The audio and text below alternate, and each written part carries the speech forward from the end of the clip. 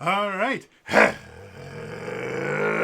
again, adventures, and welcome to another exciting episode of Dark Sun in Draw Steel. Yes, this is my weird December campaign where I try something new, and the people below me all have been held here against their will for 4 weeks, and I will eventually be releasing them. And I promise to burn all the pictures I have. So, yeah, for anyone who doesn't know, this is our final episode. Every year, I try and do something different and fun and unique, and I'm exceptionally happy that all six of these people were kind enough to kind of go on this weird adventure with me. It's been tons of fun. I'm loving Draw Steel. It has been an absolute pleasure. Yeah, basically, this entire campaign was just to give me a break from Imp. So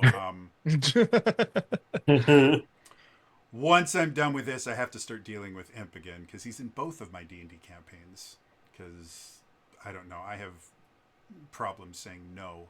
Um, so yeah, before everything is going, just thank you very much for you guys dealing with the nonsense of learning this relatively kind of crunchy system and this weird, universe and everything thing. Uh, so yeah. Announcements. Since we're playing Draw Steel, the Draw Steel Crack the Sun Kickstarter still going so strong. It's going through, I think it's January 4th. So if you would like to help support the next iteration of Draw Steel stuff, Crack the Sun is going to include an actual like full-on campaign. It's going to include, I think it's 4 different like one-shot adventures. It's going to have a book specifically dedicated to like encounter building and things like that, which would be very, very useful for game masters. And they're also going to be introducing a bunch of new ancestries, a new class that I can't remember what they call it, but it's a ranger. It's the Draw Steel version of it, but it's a ranger. So, yeah. And they just passed 2 million, I believe, over the weekend for this. So they're Jeez. doing exceptionally well. And like MCDM, first of all, Draw Steel in and of itself, out of the park home run. This was an absolutely exceptional TTRPG. Lots of crunch for people that like crunch, but enough kind of vagueness and uh, you do you in it that people like me that like to make weird characters and reskin things can have a field day with it.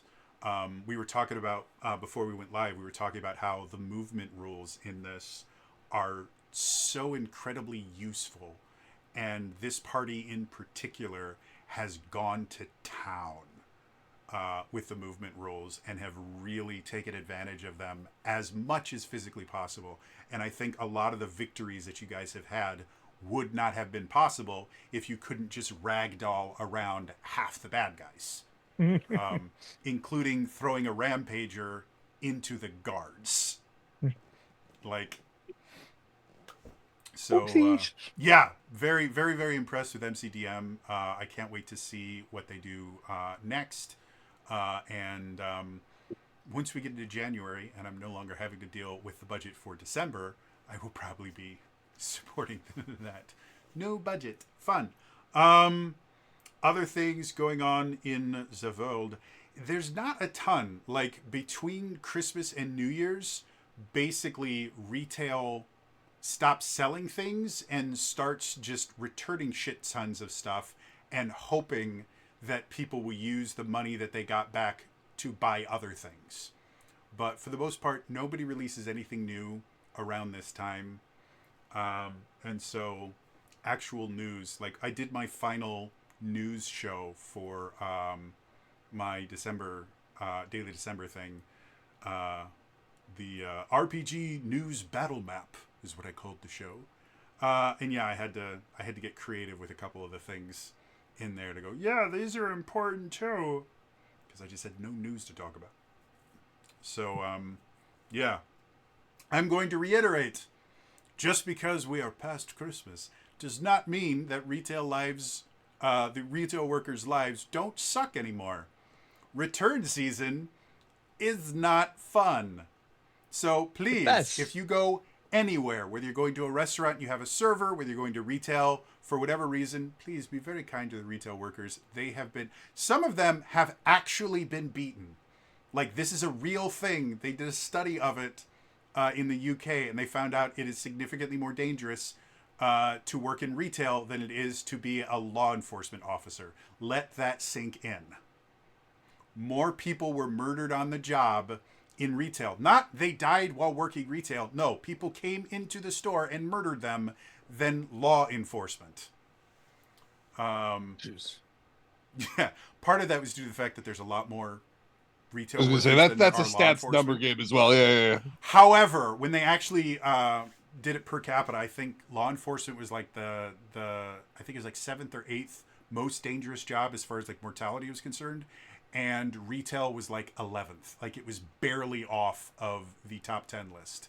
And the other jobs on there were things like oil rig worker and like actual dangerous jobs, and then retail. The other thing they found out is while dying jobs on the where job, you actually get hazard pay. Yeah, dying on the job in retail was slightly less than law enforcement. Getting injured bad enough on the job to require you to take time off, significantly more likely for retail workers than it was for almost any other job. Working retail is horrible, guys. And it shouldn't be. Like, the job itself is not that dangerous. It's the customers. It really and some of management. But mostly the customers. So be kind to them. They're good people, and they're just trying to do their job. And no, the back is not like Narnia. They can't find it back there. If they told you it's not back there, it's probably because you're the 17th customer. Say, can you look in the back? It's limited back there. And if it's popular, it probably hasn't been back there for 2 days. So yeah. Other things going on right now.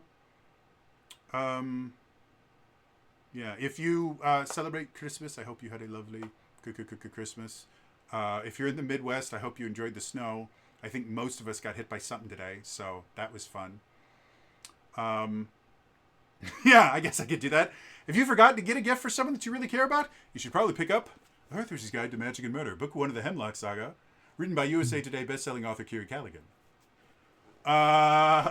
Kiri's my friend, and it is a really cool book. I actually had someone in the comments of one of my videos on my YouTube channel. It's youtube.com/TrainerJody, which recently has hit the threshold for YouTube partner status. So I am officially YouTube famous. But yeah, I had somebody comment on one of my videos. Yeah, I picked this up for my mother because she likes, Sherlock Holmes and Faye stuff. I'm like, that's so great. And then I took a picture of it, and I sent it to Kiri. It's like, look, Kiri, I got someone to buy your book. It's only taken me 6 months. I mean, technically, I've purchased 2 copies of the book. Yeah, so I mean, I'm a one. Way ahead. I'm a one-person, marketing army. That marketing degree that I spent so much time getting is definitely paying off, and it definitely wasn't a complete waste of time, since I've been disabled since right after getting the degree. But anyway, so yeah. Other than that, unless you guys have anything like spectacularly fun going on in your lives. If you guys, just because they've been kind enough to come on my show, if you guys want to see more tabletop role-playing, John and to Toast both play in a game that's not quite as regular as this one, but they're playing currently in a Daggerheart game that uses the Colossus of the Drylands campaign frame, which is basically the Old West meets giant kaiju monsters that you have to climb on to kill. And there's another D&D campaign that's going on right now too, right? They just started. I think you guys have had one session thus far. Yes. The other one that John is actually the DM of. So. Oh yeah, John does DMing type stuff. John was super, super smart with his choice of his first thing that he was ever going to DM by choosing Shadowrun. Probably one of the more It's not complicated. complicated. It's super not with all of the modifiers and thingamabobs. And then watching DK roll 27 dice and still somehow only get 2 successes. But it's more dramatic. More dramatic. That was more dramatic. Yeah, that's what we'll mark it up as. And anyway, if you guys want to see more RPG stuff, Toast streams a lot more than TTRPGs, but you can find him at Morkaubal. That's his. Not that's Toast. his name. John. Yeah, John. sorry. Sorry, John, not Toast. Yeah. Toast used to stream, and then he just doesn't love us anymore. Hold on. I don't think that's a true statement. He also may or may not have a child or something that showed up. Being a pain in my butt. But anyway, so yeah, if you want to see more cool stuff, John streams. I normally stream on Wednesday nights. I stream Dungeons and Dragons. I won't be doing anything this Wednesday. But next Wednesday, I will get back into that. So you can always watch things on Wednesday nights here. And then Saturdays, when I can get enough people to play, I run a Cypher System Legend of Zelda themed game for Zelda Universe. It's twitch.tv/Zelda Universe TV. And that one is super fun. And the person that wrote The Hearth Witch's Guide to Magic and Murder, book 1 of the Hemlock Saga, written by USA Today bestselling author Kieran Callaghan, she's actually one of my players. She plays a Hylian named Aino, who has a Arctic fox companion named Eki, who is adorable. And I have so much fun having like the main campaign doing really cool stuff, and then every so often Eki does something cute, and I get to narrate that. It's so much fun. Seriously, folks, give your players cute animal companions, if for no other reason than in the middle of like a really, really heavy scene, you can have them go over and like nuzzle a character or like find a ball of string and battle around or something, and everything seems okay again. I don't know why you guys didn't find a fluffy creature in Athos. There are so many around. Oh, yeah. Found a bony creature. Oh, wait, no, that's one of our companions. Anyway, with that, I think it is time for us to return to the world of Dark Sun. Episode 4, The Sun Ending. Dark Sun 2 Electric Sunnerble Go. Shit came up with a bunch of these. Even Dark Sun. Dark Sun 7. Hey, has anyone tried the light switch? Dark Sun 8. So that's what a dimmer does.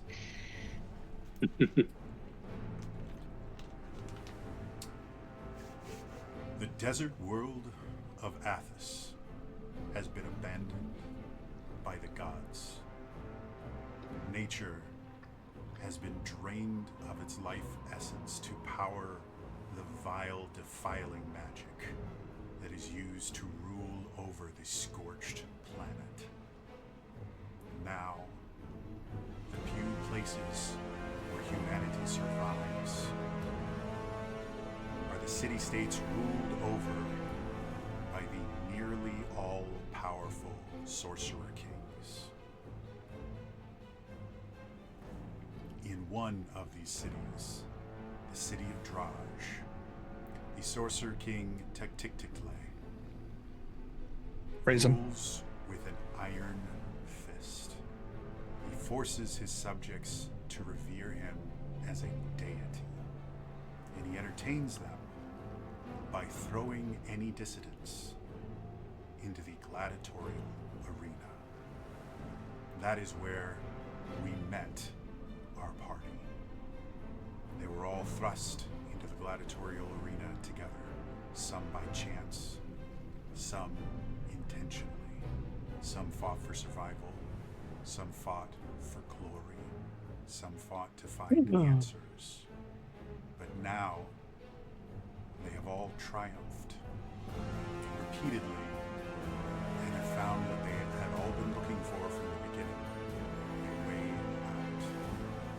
after fighting a group of Tauri, large rat men, someone set them up and got them to fight a rampager, a large, hulking behemoth that despises anything man-made, merely mindless in its rage and its devotion to destruction. While they were battling this huge monstrosity, already in pain and agony from the previous fight, they were able to gain the upper hand and eventually throw the rampager into the area where the guards stayed and created an immense amount of panic. Then they suddenly heard from the door where the monsters normally enter a strange voice, the voice of Scar, the self-appointed king of the arena. He complimented them on their distraction and invited them to escape with him. And that is where we return.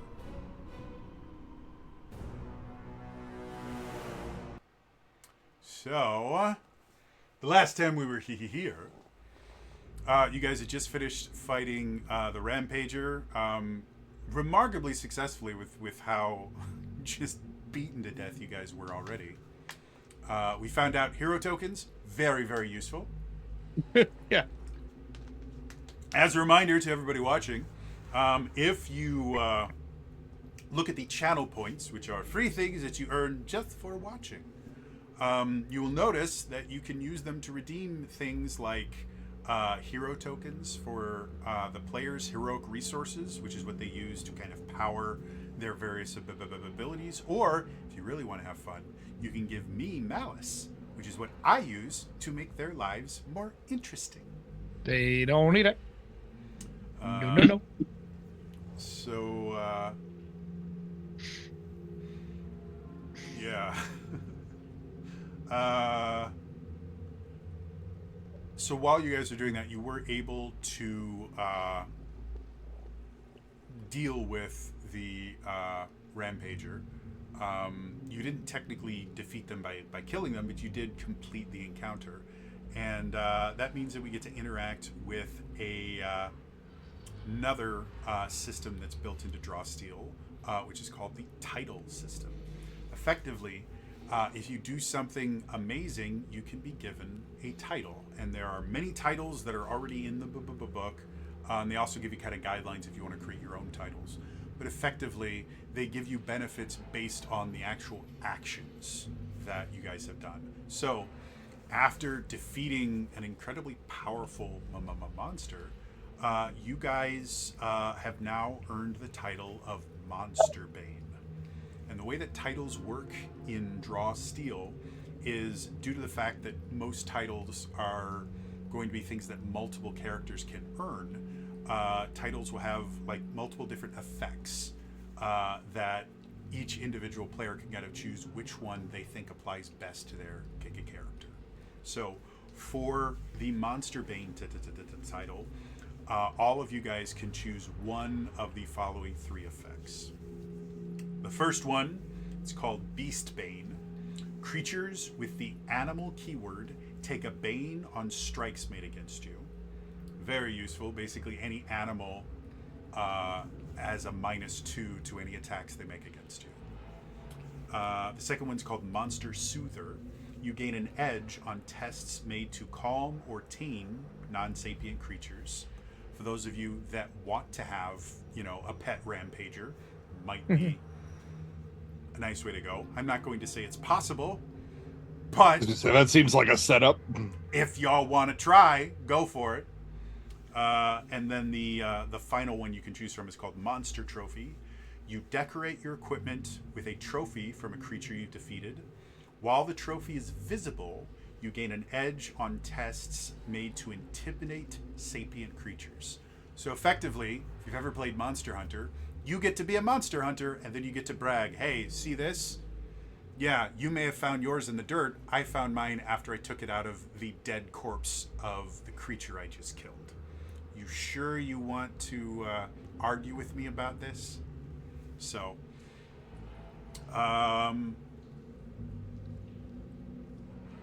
Just because, tabletop RPGs are definitely a spectator sport. What are you guys thinking about which aspect of Monster Bane? Or you can forego it completely if you don't think any of these really apply to your character. You can forego it completely. And if this campaign were continuing, wait for a different title that you think fits your character better. So, what are you guys thinking as far as which one you're liking for your character? Oh, good. No, I was gonna say I think Talal would definitely go for Beastbane. Makes sense. The crazy half Thri-kreen monster scares the other monsters. I like it. Yeah, I think of the three options, the one that kind of maybe most makes sense would be Beastbane for as well. Cool. The crazy psychic dude can scare animals now too. Beastbane is the one that I would go with as well. Beastbane very popular. I think Johnny will go with a trophy and be with a mark. I was kind of be intimidated. Very cool. What do you personally think is going to be the trophy that Johnny has? And are you going to put it on your fiddle, or are you going to put it on your hat? I think it'd be like a claw, something relatively small, and it'd be if we were to continue, he'd probably find a way to grab it on the bowl or something. Very cool. All right. And then I think Hamja and Moidi are the only two that haven't picked one yet. I'm thinking maybe the Soother might be interesting. Interesting. Cool. All right. Yeah, Soother as well. Cool. So we got a few people that are like, nah, animals don't like me now. They're afraid of me. One who's like, no, people are the ones that are afraid of me. And then two people are like, no, animals are cool, dude. I want a pet. I want a pet rampager. They're soft and cuddly. That makes sense to I me. mean, So there's people that have like pet spiders. Is like, no, they're really affectionate creatures. No, they're spiders. You burn them and the house that they're in. I may or may not have a phobia of spiders. it was just attacking us because it was misunderstood. Yes. Oh, All misunderstanding. Can't remember who it was, but Dude, I don't know about my opinion. They're bad. I was reading something somewhere where people just, someone was just going, you know what? I'm done with the misunderstood villains. I'm tired of understanding them. Let's just go back to hating villains. Like, we don't need them to be misunderstood anymore. I really like that idea. Steve mentioned, or Imp mentioned Steve Irwin in Dark Sun. I just think that would be crikey, guys. This is a mountain stalker. Now it looks like a giant, but you can see its fingers have all been replaced by giant tentacles that it uses to suck your life force out. Let's go over and poke it with a stick. Right in the cloaca. Oh, it looks angry now. I think one of my favorite stories about Steve Irwin that they got on camera is he's in a desert somewhere and he's talking about stuff, and suddenly you hear this, which anyone that's ever been around a rattlesnake knows that's a bad sound. Yeah. And he looks down and you watch him look up and all the blood drains from his face and he goes, there's a snake between my legs. And he slowly moves away from the rattlesnake. These rattlesnakes are not particularly dangerous until you piss them off. They're Or not scare dangerous. them. I think I remember that episode.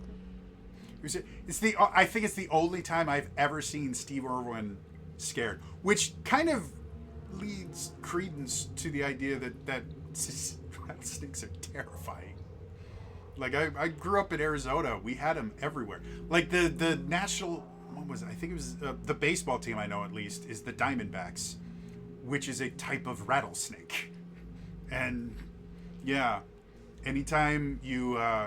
We used to have to check our shoes for scorpions and rattlesnakes because both of them like to camp in small, dark places like shoes.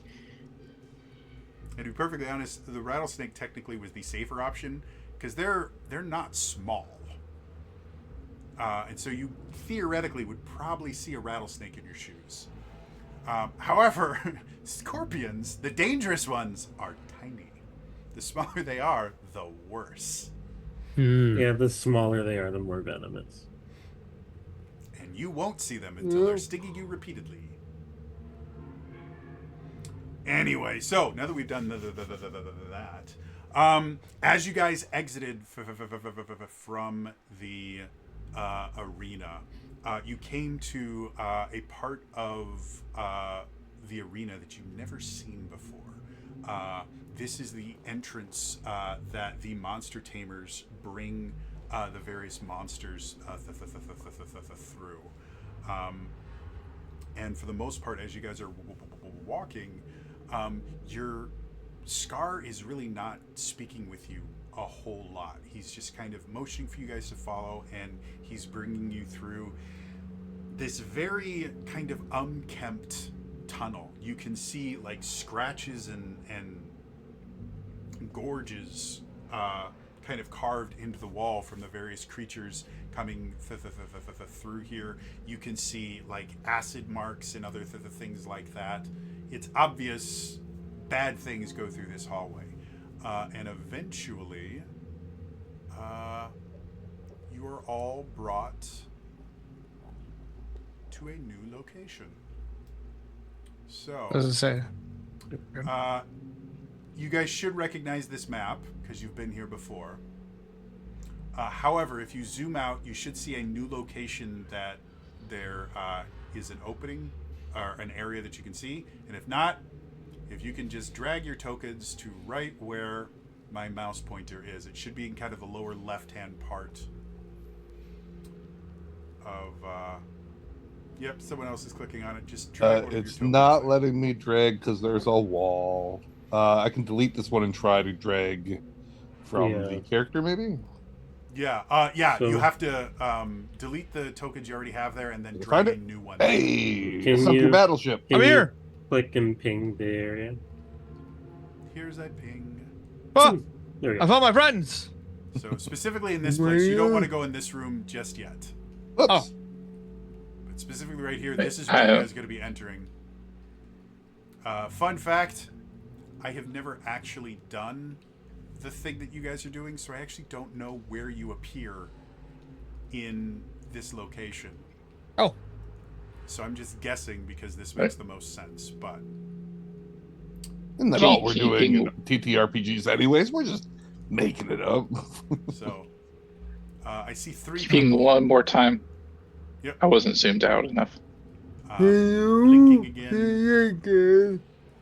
Here, let me see if I've dragged your character. Can you at least see there now or no? Oh, yep. Okay. Okay, so I'll go ahead and delete your character, Gucci. and then you can drag it over yourself, Hamja. Okay. So I've got Therian, Moidy, Ansev. I should be there. I'm not seeing Johnny. Yeah, can you ping again? Let's try it this way. If I put your character there, can you see that area now? Hold shift when you ping, Jody. Hold shift when I ping? Okay. Oh, over the eye. Yeah, holding shift when you ping drags everyone's camera to that spot. As a Thank DM, I you, mean. Chris. I had read that Oh, like a super dozen useful. different times, and I'm like, that is an absolutely useful thing to know. I will definitely remember that, and then promptly forgot. So go, Okay, so yeah, just drag your character anywhere into that little area there. the walls are blocking me from moving. Drag a new character there. Delete your old character. Oh, Drag a new alright. character. Yeah, the walls are supposed to stop you from moving. You guys are technically doing their entering jobs. through a new place. We're going ethereal for just a moment. So, So yeah, move your character. Here, I'll just kind of drag you down. There. So this is where, alright. for whatever reason, weird things happen. But, so yes, this is where we are. So, we're going to interact with a new system here.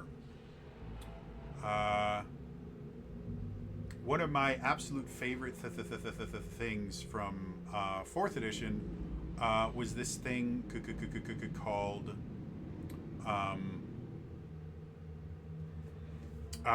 called skills challenges, and they were a way to make skill checks a little bit more interesting and a little bit more interactive. Well, in Draw Steel, they have kind of their own version of it called montage tests.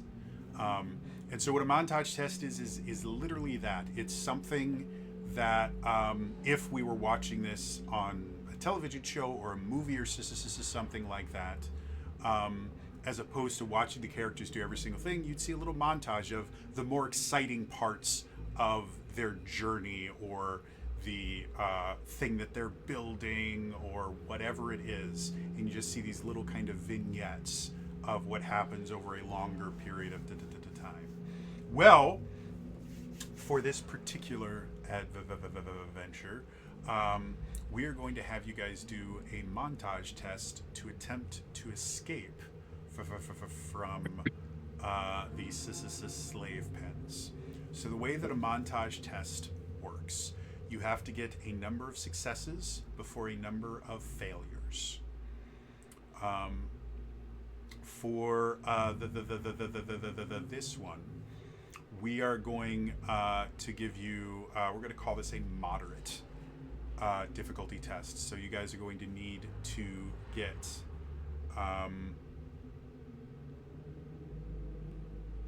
7 successes before you get 5 failures.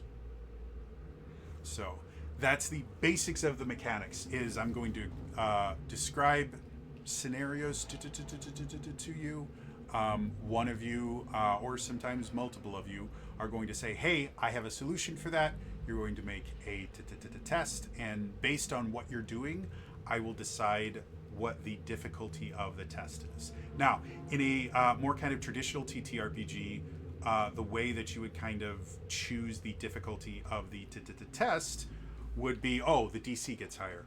Well, that's not how things work in Draw Steel. Draw Steel, you have 3 tiers that never change. You have tier 1, tier 2, tier 3.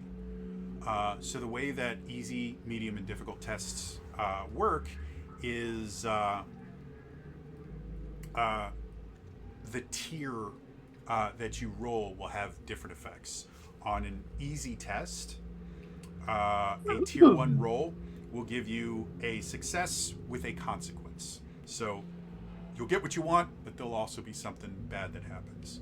A tier 2 roll will just give you a flat success, and a tier 3 roll will give you a success with a reward. For a medium test, the tier 1 result is a failure. A tier 2 result is a success with a consequence, and a tier 3 result is just a flat success. And then for a hard outcome test, a tier 1 result is a failure with a consequence. So not only do you not get what you want, something else bad happens in addition. A tier 2 result is a failure, and a tier 3 result is just a flat success. Now, if you roll a 19 or a 20, that is a critical hit, a critical success. It doesn't matter what difficulty the test is, you will get a success with a reward if you roll a 19 or a 20. So The other rules for montage tests are there's going to be a limited number of rounds. You guys are only going to have a total of 2 rounds to get your 7 successes before 5 failures. And you can only use any skill once.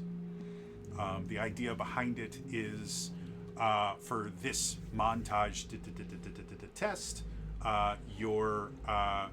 anytime you're actually rolling a test, that is you using all of your knowledge of that particular skill to help in this particular area, and you won't be able to use that amount of knowledge and skill and everything in a completely different, separate part. So, does that all make sense to everyone here?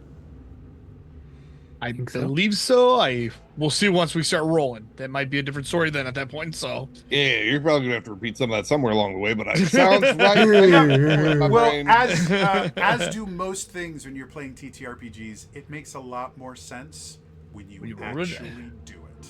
So, that being said, we're going to start off our montage to test. You guys have entered back into the slave pens proper, but you have no idea where in the slave pens you are. And Scar also doesn't 100% know where you are either. He was told that in the monster pens there is a secret door that leads to an unused hallway that can lead to an escape route. But he doesn't really know where. He just knows that this is how it's supposed to work. And his view on how to deal with things is, well, if we find anyone in here, we just kill them, because that's super easy to do. So, as you guys kind of walk out in here, the first thing that you notice, you can see this hallway stretching to the north. And you can see at the very end of the hallway seems to be some sort of holding cell that is no longer holding anything living. To your right, you can hear the sound of rushing water, which is a very, very bizarre sound to hear anywhere in Athos. But this is not just rushing water. Like, you can hear water landing on water in a sustained amount. So you're not sure if it's a waterfall, if it's a fountain, whatever it is, it's doing tons and tons of water, and it's impressively loud. Like, just with the acoustics and everything in here, the sound of water to your right seems to kind of drown out a lot of other things.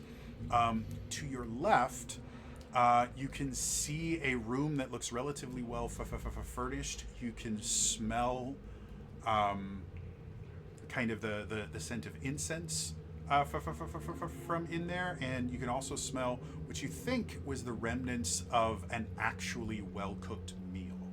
Like, you could smell not like active, you don't see food on the tables or anything in there, but you do smell like maybe there was like roast beef or something in there recently. And then, like I said, to the north you can see a hallway. There's a T or there's a cross intersection, probably about about like 40-50 feet ahead of you. And then further up, you can see that cell, and the hallway goes off to the east. So that being said, where would you guys like to go first? So real quick, just a clarification. So as we come in here, I use 2 recoveries. Sure. Oh, yes. By the way, all of you guys can spend as many recoveries as you want as you were walking down that hallway. So feel free to kind of top off before. And then Toaster, how long do your temporary hit points last? Have they fallen off at this point? I don't know. No. So the temporary hit points stay on there until there wasn't an end, but the the stability thing that you get only lasts until the temporary hit points go away. Okay, so DM clarification, if there's like a per fight /victory /whatever, I just want to make sure I don't do that wrong, because that's 10 hit points, which is significant even after using my recoveries. Generally, I would rule it as it ends at the end of the quote unquote scene is what I would kind of rule as it. However, because of just how kind of repetitive everything has been so far, I'm fine with you keeping the temporary hit points for right now. Okay. And then did we get any additional victories coming out of Yes, the pit? What should our victories be at? technically what you guys did in the arena was 2 different combats, so that's 2 more victories on top of what you already had. So that is 6 total, I think. Oh, It was because we added one already from gotcha. the Yeah, victories. you're right. Yeah. Yep. So, So it's 6 should be right. Yep. Okay. Sure. Just want to do a little bit of house cleaning and understanding before we started Absolutely. here. Yep. How I was feeling. Absolutely. Okay, thank you. Also, when you guys left, you had 6. Yeah, where's Bill? You had 6 tokens left. So. Oh, just to clarify on the section of the book that talks about temporary stamina, unless otherwise indicated, temporary stamina disappears at the end of an encounter. So that would be gone now. So Yeah. you did lose the temporary for stamina. right now, I'm gonna rule that he still got it because I'm gonna be blunt with you guys. You're probably gonna need it. Okay, So, sounds good. Okay. And then the dude that I gave water to who followed us into the tunnel, mhm. does he exist anymore? Did he die He on does. the tunnel? His or... name Okay. is Simeon, Simeon. Got it. Alright. and he is with you. Okay, got it. And Simeon. Yeah, now we're good. I feel ready. So these, the blue dial is your hero tokens, and then just because I can, here and here, we are going to have dials for our clocks, as they're referred to. We're going to have clocks for your victories and your failures, or your successes and failures. So green is going to be successes.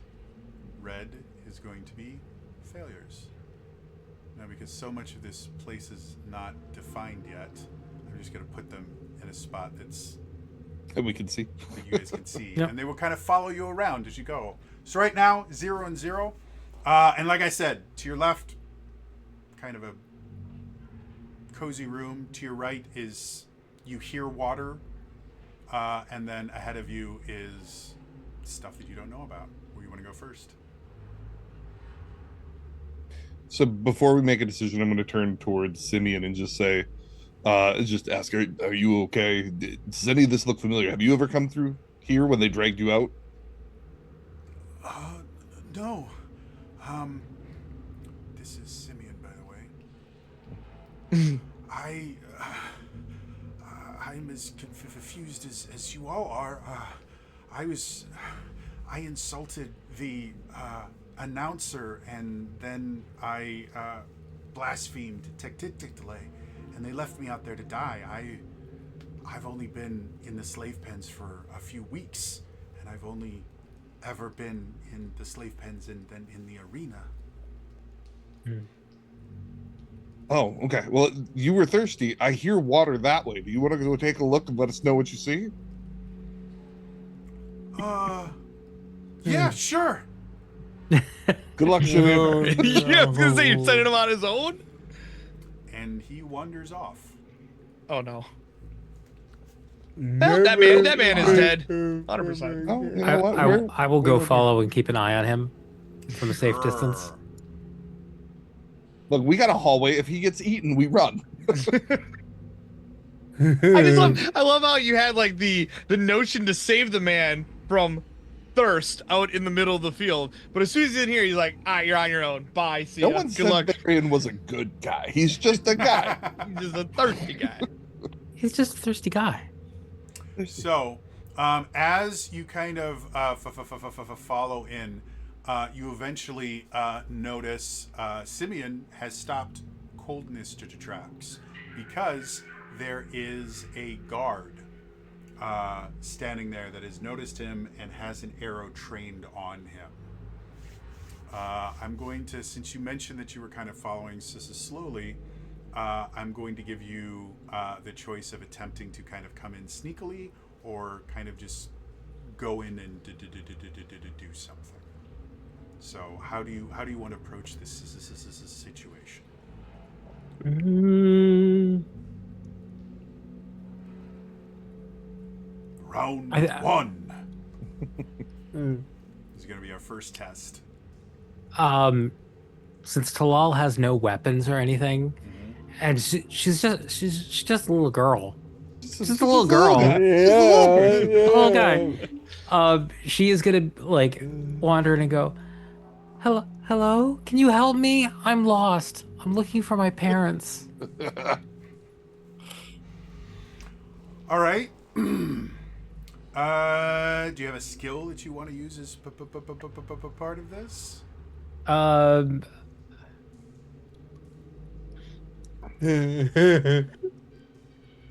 um,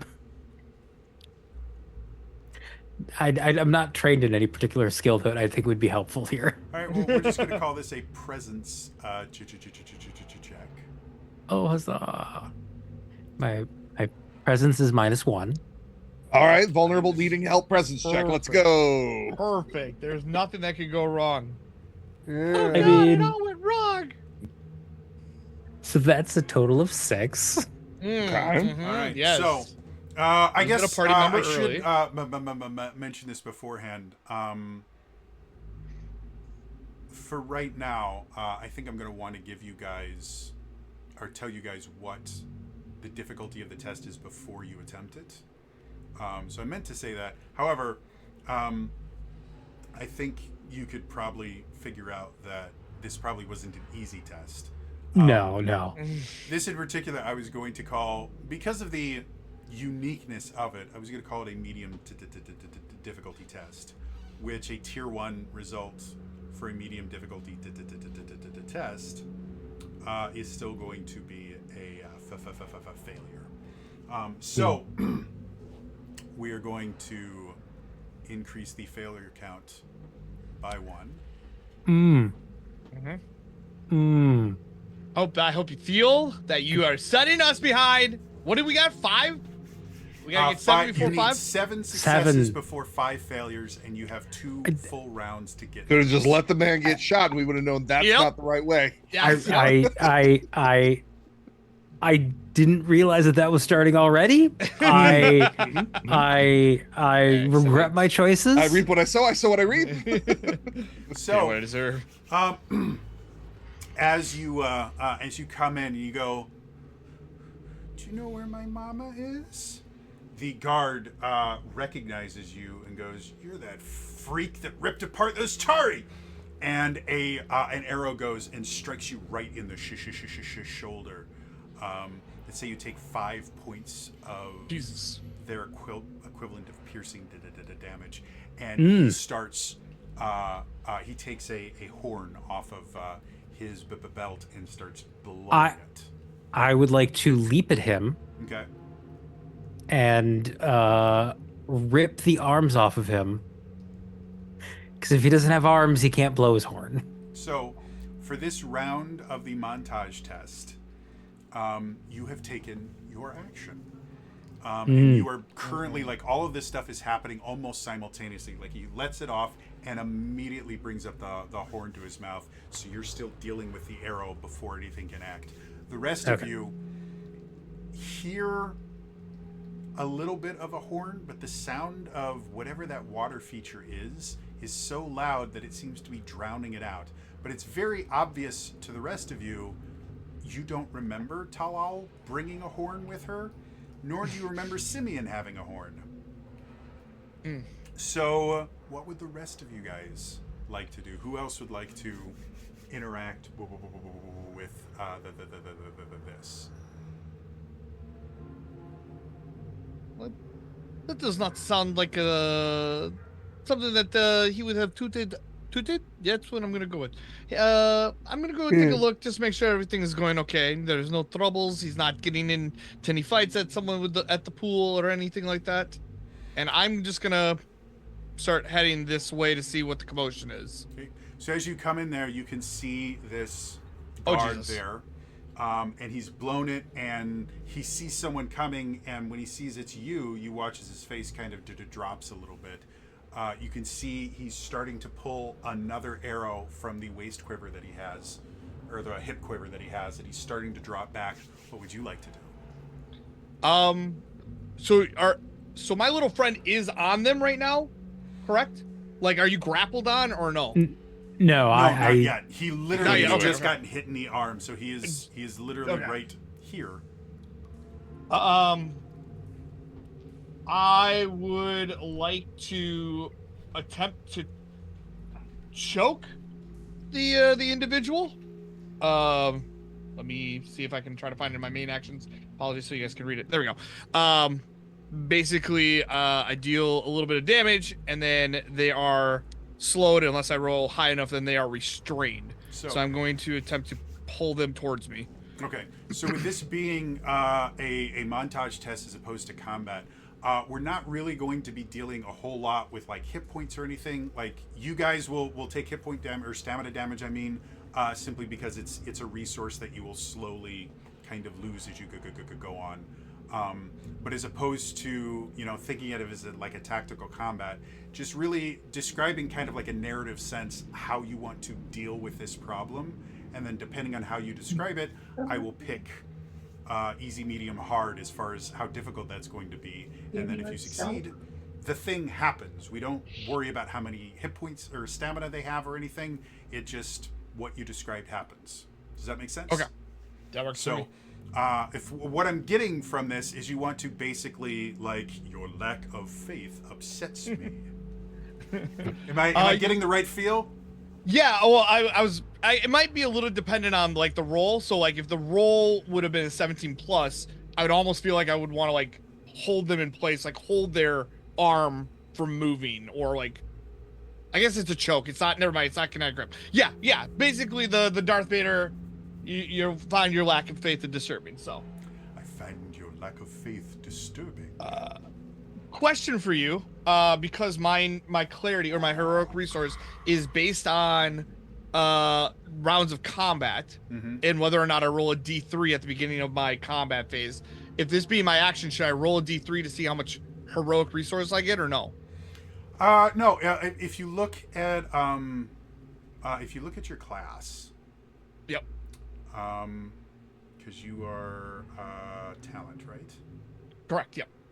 You will see clarity outside of combat on page 167, where it kind of talks about you can't technically gain clarity outside of combat. You can still use your heroic abilities and effects that cost clarity without spending it. Whenever you would use an ability or effect outside of combat that costs clarity, you can't use that same ability or effect outside of combat again until you earn one or more victories or finish a respite. Okay, gotcha. Okay. So effectively, all of your heroic abilities turn into kind of one and done things until you either get into actual combat or you take a respite. Okay. I was wondering more. Yeah, I was wondering more along the lines of strain, like if I can put myself in the negative kind of thing. Additionally, whenever you use any ability or effect that costs clarity within 1 minute of using another such ability, you take 1d6 damage and incur any strain effect from using the new ability. Okay. So again, if you continue reading, it does. Read the card. Explain the card. Weird. Yeah, exactly. But yeah, effectively, if you use multiple ones back to back, anyone after that, you're going to effectively be strained. Strained. Okay. Due to the fact that we do have from Moonglaive a sub to Toast. Yeah, thank you. If you would prefer to be strained on this, I'll let you kind of burn that heroic resource thing to make yourself strained. Oh no, we're good. I'll keep the one heroic resource at this time. So I'm just gonna kind of bank it, then and just kind of keep it there, and then if there is a situation where like this would work a lot better if I was strained, we'll just leave that heroic resource there for you to go. You know what? I want to be strained now. We're gonna heroic resource. Does that sound good to you? Sounds good to me. I rolled a 14, so damage-wise 7 damage, but they have to make a might save. So again, we're not treating this as an attack. We're just going to treat it as like, okay, this is what I'm trying, and I got a tier 2 result. Tier 2, yep. I'm going to say this is going to be a medium difficulty test, which again, for a medium difficulty to the test, a tier 2 result is going to be a success. with a consequence. So Okay. as he's sitting there and kind of drawing from his hip quiver to bring it back up, you instinctively reach out and you watch him go, and he was able to knock the arrow before you started doing that. And as soon as you did that, he let go. The arrow flies wide. And you hear it ricochet a little bit. It doesn't seem to have hit you or Talal. And after a brief amount of time, you watch him just there. And I guess my question for you, do you want to render him unconscious or do you want to render him dead? DED. Then you 100%. hear the and you now have a corpse where once a guard stood. Turned into a transformer. Yes. Suddenly, out of nowhere, you just hear Peter Cullen go, Autobots, roll out. I may have overdone it a little bit, but you looked like you might have needed a little bit of help with the one. Yeah, I guess if I look over him being dead or the guard being dead, what are the chances that one might be able to dress in the guard attire in any way, shape, or form? Pretty good. There's no blood on his uniform because you guys didn't actually make anything. I will say, because you're a talent, the guard is a little bit bigger than you are. So the outfit is not going to be perfectly tailored for you, but you think you could fit into it. Okay.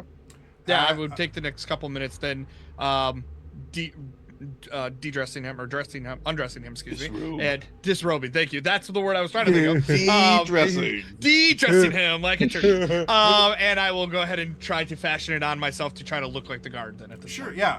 The biggest problem that you have, the helmet is just too big for your head, and so it kind of like moves a little bit whenever you go. The rest of it, it just kind of looks like you might be wearing like your brother's, or like the shoulders are a little bit further out than your shoulders are. The bracers hang a little bit low end, but you're able to by the way, for armor, donning armor is when you put it on, and doffing armor is when you take it off. So Those are good words. Go with those ones, not other ones. disrobing also goes pretty well when you're doing it to someone else. As you do that, you look over and you see, or as you're moving over there before you put the armor on, Simeon goes, kind of turns to you and goes, guys, and you see an arrow protruding from his chest. Oh. And he kind of drops to the floor, and you see a pool of blood. I don't feel good, Mr. Stark. You see a pool of blood forming very, very quickly underneath him. Those of you that have been in combat before, you have seen wounds like this. This is arterial or heart related. Like there's too much blood coming out for this to be small. He doesn't have much time left. At this point, Moiety runs over. I don't, like, he doesn't know if he can, but I do have the heal skill. I am trained at healing people. Okay. I'm going to say in this particular instance, because you would be a little bit later, and again, this is through his heart. Being trained in the healing skill, you would be able to tell this is something that you can't fix, but you could make his last few moments slightly less painful if you want to. Yeah, I'll do that. We are going to increase the successes by 1 because you guys did get, I don't want to Victory. Can I use my lie skill to tell him that everything's going to be okay? Yeah, so part of running group tests like this, like in a montage, you can assist another character. Just remember, any skill that you guys use for this entire montage test, that will be the only time you can use that particular skill. I got the choke out of the way. So I will... I don't know what the actual rules are, but I will kind of make the ruling, if you're using it to assist another character, I'm fine with you using it on your own later on. but if it is your role that you're using it on, so in this particular instance, Moiety, if you decide to use your healing skill to kind of make it as easy as possible for him, this will be the only time you could use your healing skill throughout this entire montage test. So if you're okay with that, then what I'm going to have you do is go ahead and roll with an edge your healing skill. Roll with an edge, you say? Yep. Not disappoint. And while he's making that roll, for those of you that are defilers, if you are using your defiling magic, not on any skill check, but for whatever reason, if you use your defiling magic, remember your tiers are two numbers lower. You will have to find something to draw life from, but I think you guys might still have some of those rotten fruit and things that you got from that 19 last time. So remembering if I add anything but the skill to it, or if it's just the skill. You do the skill, and then this is also still a we'll call it a presence. I'll let you heal. Choose. I think heal's an insight skill, isn't it? I don't know. It's under exploration. We're gonna call it. Well, let's do it this way. I don't think skills are linked to particular ability scores. So that makes sense. How do you envision Moiety doing this? Do you think, like, his knowledge of healing in general, I'm assuming, comes from being a gladiator, right? Yeah. So seeing injury immunity. Do you think that he learned it through, like, watching his mom, stitch up wounds, and it's more of like an intellect type thing? Do you think it's just something that he kind of intrinsically knew from healing himself, or we can call that instinct? Like, go ahead and argue for me which attribute you think makes the most sense to you. I feel intuition makes sense because it's something from just tending to wounds over years. Yeah. So yeah, every skill test or just test that you're going to make is going to be linked to one of your attributes. So you're always going to be adding an attribute to it. And then on top of that, if you have a skill, you get to add another +2. And in this case, you're also tier adding 3 then. I rolled a 20. Excellent. Yeah. So how specifically do you see yourself making this easier on him? Are you going to try and stop the bleeding? Are you going to talk to him? Like, how do you see yourself making this better for him? Well, while my friend is talking to him, I essentially am going to try and cut as much of the pain of it as possible. So probably like stopping the bleeding, knowing that his heart's too damaged to continue, just making it drift as peacefully as possible. So you watch as he starts taking out some cloth, and he starts packing the wound as much as he can to basically stabilize the arrow itself so that it can't move at all. And that takes, you watch as the pain in his face starts to kind of lessen, as you watch as his skin color slowly kind of gets grayer and grayer as more of his lifeblood is being drained away. Hamja, you kind of stand over there and you kind of put a hand on his shoulder. You're like, hey, he's going to be okay. All right? Don't you worry about it. And you watch as he kind of looks at you both. At least I was free. And you watch as his eyes close. We're going to count that not only as a victory, but you also get for tier 3, I was going to call that a medium outcome. So yeah, tier 3, that's just a straight up success. So as you guys are standing there, you hear some, or technically you don't, because this fucking fountain is really loud. You don't know who installed it here, but very, very loud. But you Water pressure's too high. You suddenly see Scar kind of go over. He's like, all right, we need to get out of here. We can't waste time. And he looks over at Simeon. You see him kind of have this kind of look of disgust for a moment. Let's go. And he walks off. What do the rest of you guys want to do?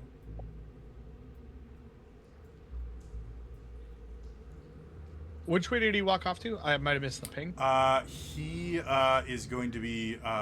He came over here. He saw the dead body and the dead body of the guard as you're kind of putting all the clothes on, and he walked back. Oops, didn't mean to move you. He walked back to where you guys first came in. Okay. There we go. And he still seems indecisive as far as which direction to go. And he's kind of waiting on. It seems to be like he has no problem letting you guys go first. In the same way, I had no problem letting Simeon go first. Yeah. Normally, he probably could have survived a single arrow shot if it wasn't the fact that he'd been strung up in the sunlight for 2 days without water. I mean, his blood should have flowed slower then, just clogged it right up. It's pancake syrup at this point, All right, so anything else you guys wanted to do? I will say, since you had to go up here, you did notice there is a room over in this direction. If you guys want to look through that. Again, this is time limited. You don't think the guard is able to alert anyone because of that damn fountain. But the guards are going to realize you're not in the arena relatively soon here. So it's up to you guys about where you want to go.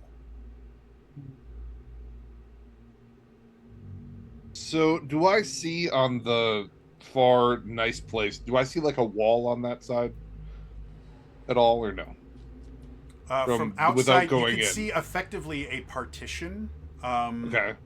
But the room itself is remarkably large. And so you can't really see the back of it. The partition is blocking it.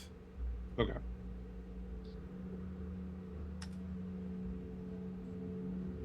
What do you guys want to do? So as everybody comes back, I'm just going to be like, wasn't the way out, huh? Not that I could see. All right. At least not for all of us. 50-50 straight or left. And you would, you probably would be a little bit surprised watching, take your son to work day guard coming towards you. I feel like I'm wearing this very nicely at least, but if we do get into any shit, let me do the talking, at least looking like this, and that might be better for us in the future. Lead the way, old guard. Yeah. I A mean, little bow. Hey, you dressed up like the guard. You get first peek now. Okay. Yeah, I will. Oh, I'm hiding. I'm revealed. I'm hiding. I'm revealed. Thank you. Yeah, I'll start walking into this room slowly, checking for anything that might pop out behind a bookshelf or something like that. As you walk in, again, this room is very, very nice. You can see like a little sitting area here. There is a fireplace in the corner over here. There's a bookshelf with quite a few different things. There's some knickknacks there. There seems to be bottles of, looks like relatively fine spirits. And as you're in there, you suddenly hear kind of some movement, and you see a man step out from behind the partition going, "Merlon, is that you?" And he looks over and he sees you in a guard uniform. And for a brief moment, he goes, "What are you doing in here? I didn't give you permission to come into my personal quarters." You would recognize the outfit of a Templar of Tic-Tic-Tic-Lay immediately. Oh, a thousand apologies. I am just trying to escort these prisoners back to their quarters, and they just wanted to know what was in the room. I didn't mean to. Prisoners? What are they doing here? They should never. What is your name? And he starts coming forward, and he pulls out this rod. You're not exactly sure what the rod is for, but it's thick enough to be used as a bludgeon. And so he kind of starts coming out. What is your name? You should never be bringing slaves to my quarters. And he's just kind of walking towards you. Oh no, a thousand apologies. A thousand apologies. My name is Therian. I I am new to the guards of Tiktikwe. I might have taken a right instead of a left, and I do apologize. We can be on our way. No need to worry Wait a about minute. it. None of these slaves are wearing manacles or what's going on here, and you start seeing magic start to kind of gather at the end of this rod, and you start watching a few of the plants along the walls start to just gently wilt. I just look over Can at I- Erwan. Oh. Yeah. No, I was looking at you to see, like, are you going to do anything? Because you're the I'm going- sneak. Yeah, I'm gonna teleport behind him and try to disarm him. Okay. Specifically, are you going to attempt to like take the rod that he seems to be using as a focus, Yeah. or what specifically do you want to do? Yeah, I guess I could use a skill. I could use pickpocket to try to maybe take the rod from him. Absolutely, that works perfectly. I'm going to give you an edge because of the whole teleportation thing. However, disarming a Templar is a very difficult thing. I am going to have this be a hard test. Ooh, okay. And we'll say this seems like an agility-based check. So go ahead and Perfect. add your +2 from your edge, +2 from your skill. This is a wonderful time to remind people one of the things that they can use hero tokens for is to re-roll rolls that they weren't particularly fond of. So if you'd like to give them hero tokens, they would probably be very happy about that. Or you could save them for later for when other bad things are going to be happening to them that I know are going to continue to happen. Okay. We're doing great So- here. Yeah, so that was a 4 on the dice. That's a total of a 10. Still a tier 1. So for Moonglaive, we did get Oh, a hero token. So Yep. we have one more hero token. and we got some. So you Yeah, guys have so a let's total of do 7 that right now. reroll. Okay. Reroll makes a bit of sense here, I think. Yeah, I think so. Yeah. Yeah, So- a tier 1 on a hard test is not going to end well for you all. No. And you Okay, totally won't roll so- another failure. Hey! I'm sure. Oh, Hey! Okay, so that's a 17 on the dice. Total of a 23. All right. Damn! So Solid. as the Templar Weirdly. starts to defile, suddenly there is a blade pressed against his neck, and you watch his face go pure white. And you watch as the plants that are in the process of wilting instantly stop. You have just taught this man how to preserve, unintentionally. And his eyes go very, very wide, and you guys watch as Hamja just very delicately takes the rod from him, probably whispering sweet nothings in his ear, like, if you'd like to continue to see tomorrow, maybe don't do that. A new hand has touched the beacon. So, the Templar seems. You guys smell the faint scent of ammonia in the air. The Templar seems completely compliant. He says, okay, we can talk about this. I've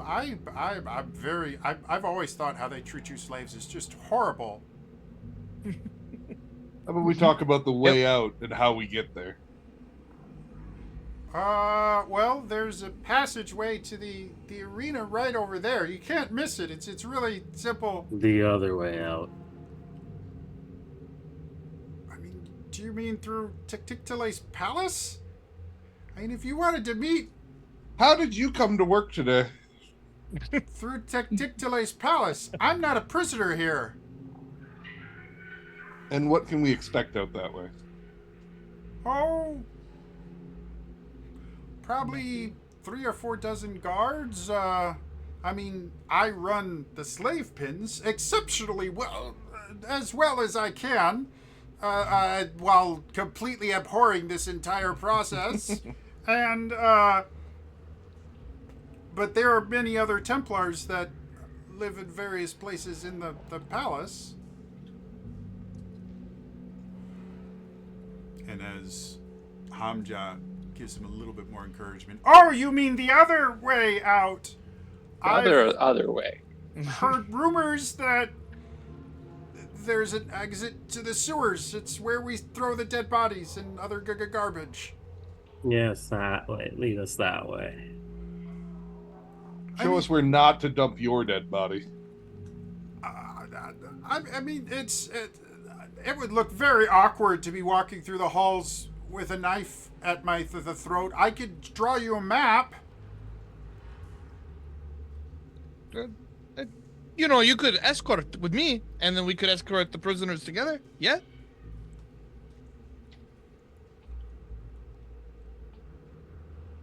He seems to be contemplating this, but we are going to say that you guys did get another success. 3. However, everyone in this room now has already acted this round. So, does anyone else want to try and kind of lean in to see? At this particular point, he does not seem keen on going with you all, but he also doesn't seem keen about dying. And really quickly, we're going to add another hero token from Moon. Next Moon! Now wait, what Therian is that? Is that Guard Therian or Deadbones Therian? All the Therians! All the Therians. I mean, technically, the hero It's for tokens are a pooled resource anyway, so. Yeah. I will say both of you could use that hero token. Oh, it's very generous. Mm-hmm. I'm just that kind of wonderful DM.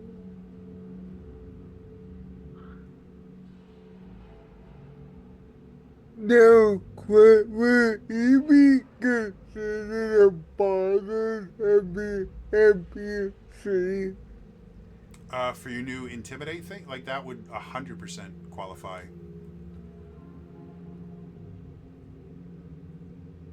No, I was wondering about my scene partner, kill. I would say, I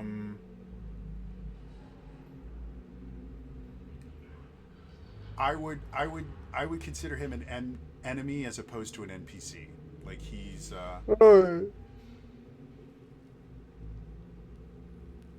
Yeah, because we're not gonna go into a full negotiation here because that's a whole other system. That I was planning on you guys dealing with, but it's the last session and we're already doing a montage, so.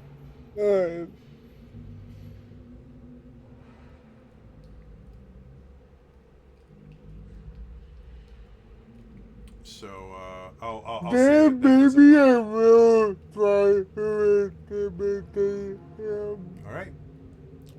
So yeah, you get an edge from your title. I'll give you another edge just due to there's a knife at his throat. And then yeah, you can go ahead and add your +2 and then your presence score. Then I have a persuade skill. Well, this would specifically be intimidation. Intimidate. So if you're not The technically trained in, devil. if you're not trained specifically in intimidation, you wouldn't be able to use persuasion for this and still get the edge. But So the way that Well, double yeah. edge works is you will whatever you roll, increase the tier by 1. So if you get a tier 2 or a tier 1, it's automatically a tier 2. If you get a tier 2, it's automatically a tier 3. And if you get a tier 3, we'll just call it a critical success. And I'm going to say this is a medium difficulty test. so do I add anything? You'll add your presence score.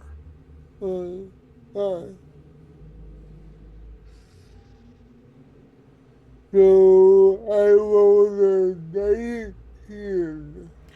Well, that's a critical. Or is that Let's go. after the plus? What was the? Yeah. Well, either way, that's a tier 3 that we're going with a double edge. We're going to turn into a critical success. So, the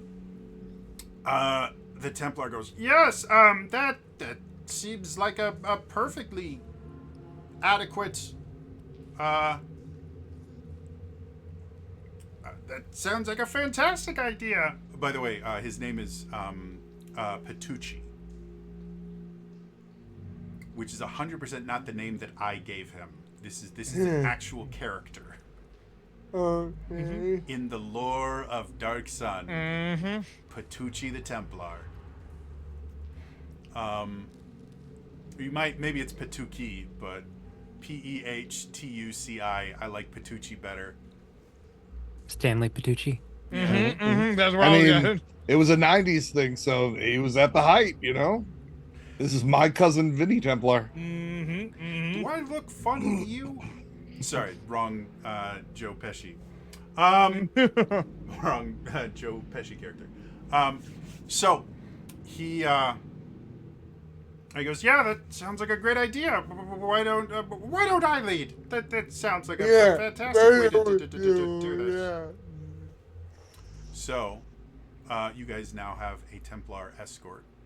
And as long as he remains compliant with you, I'm going to give you an edge to any test you make to negotiate with guards or deal with guards in any way, shape, or form. So, that is another success. We are now at 4 of the 7 successes you need to triumph on this skills challenge. So, Petrucci moves forward. Let's get rid of that. Let's go here. As you guys get to this cross intersection here. Before I leave Petrucci's room, I roll up that rug and I'm just going to be carrying it with me. Gotcha. It's really nice. Can I, before we leave, can I give him a one over to see if he would have my fiddle in his room? Absolutely. Well, since you got a critical success here, what I'm going to say, you do find kind of nestled away in a corner your golden fiddle. It seems that he's taken that as his own. And I'll say, Hamja, it would be rather stupid of you not to frisk him while you're there. And what you are able to find is on his person, he has a magic obsidian dagger.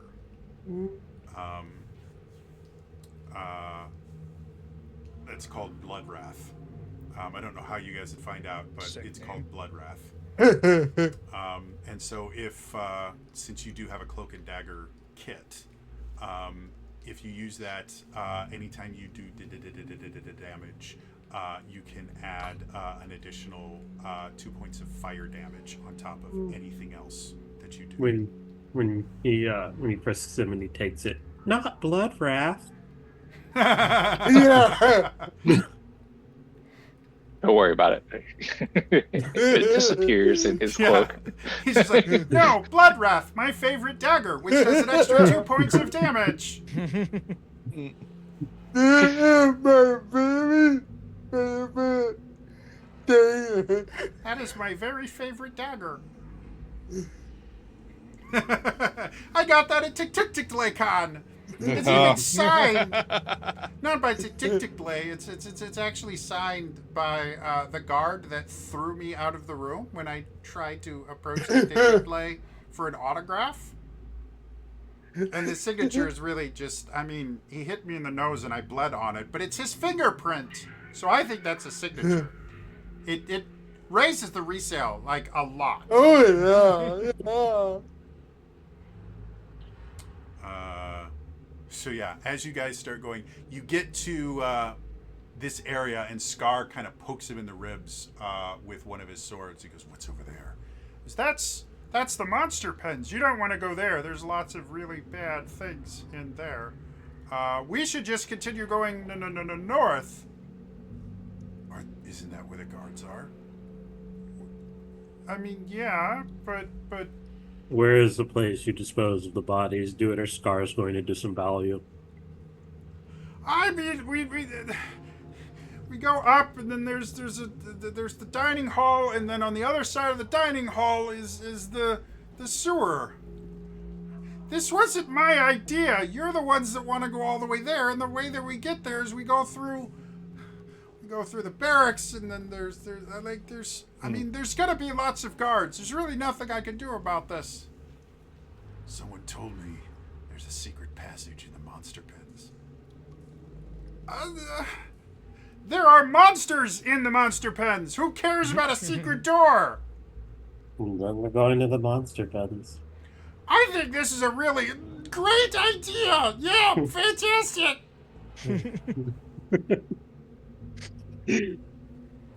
So, as you all move into the monster pens, they are exactly as advertised.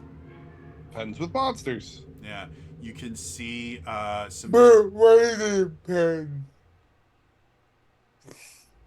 Sorry, just getting so that everyone can see this. I should probably move the screen here so that the audience can see it too.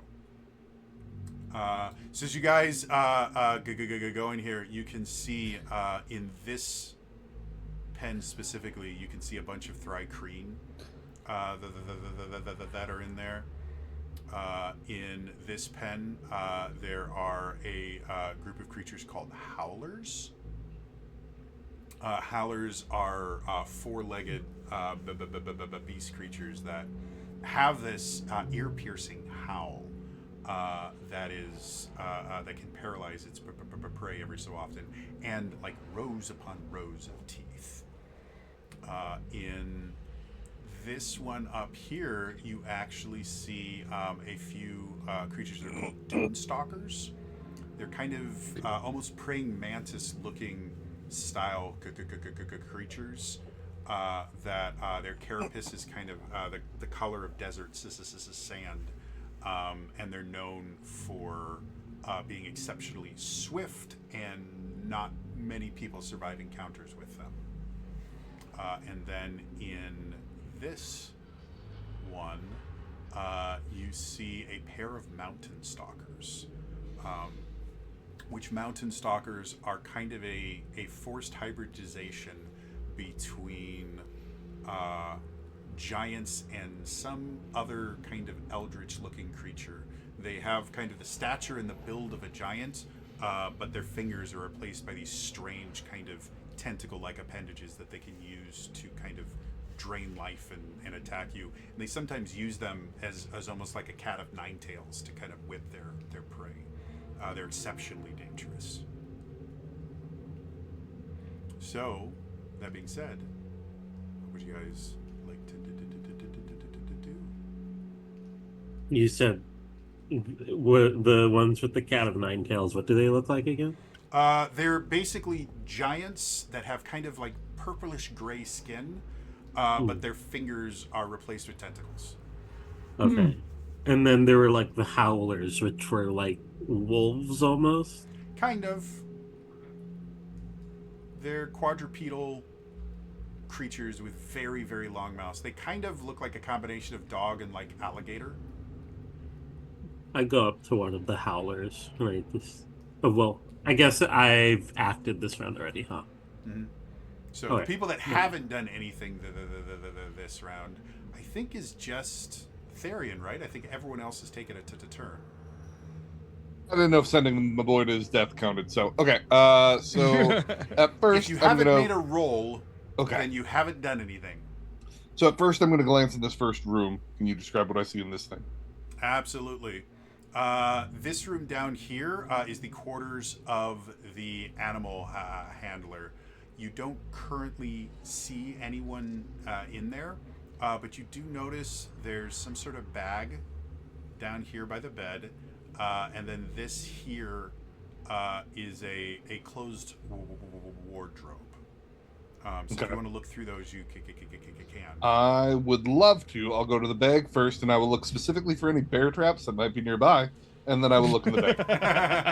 Surprisingly enough, there's 7, and you stepped on. 7 As bear you come in, traps. the bag itself, you're actually kind of surprised. In it, like as soon as you open it, there is this overwhelming scent. I don't know if you've ever smelt a durian. But it's kind of this smell, very acrid, almost akin to like rotting meat. But as you look in there, you don't see any meat in it. But you do see these strange looking fruit that are giving off this very, very strong scent. Okay. So I grab the bag, Mm-hmm. and then I go look at this wardrobe here. So what's in the wardrobe? As you open up the wardrobe, there's various different things. You do see in the kind of upper left-hand corner, there's a bunch of leather-bound tomes. Okay. Everything else, they like, look- there's some clothes in here. There's, Do you the see a tomes few look ceramic magical pieces, in in various nature? places. Do the tomes look magical in nature, or are they're just books? They don't seem magical.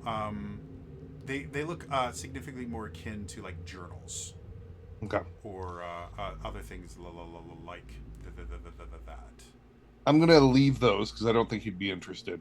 He'll walk out with the fruit though, and tell everybody about. There's journals in there if someone wants to read them. What I want to do is go in here with the durian fruit out, Mm-hmm. and I want to wave it in front of each of the cages and see if any of the monsters respond to it. As you wave it in front of the Thri-kreen, they do respond. They don't seem to be responding to the fruit. They Okay. do seem to be responding to you, and you don't speak Thri-kreen. You're relatively certain there's a lot of 4-letter words in their response. Got it. Talal, you do speak Thri-kreen. There's a lot of 4-letter words in their response. Got it. So I'll move up to the next one.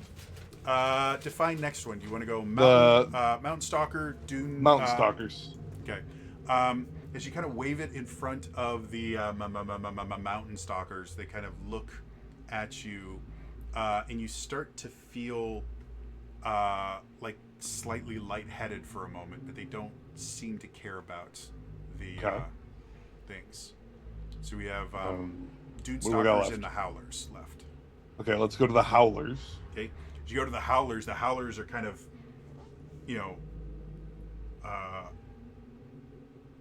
moving around, and as soon as they see you, you kind of shake it. You hear them go,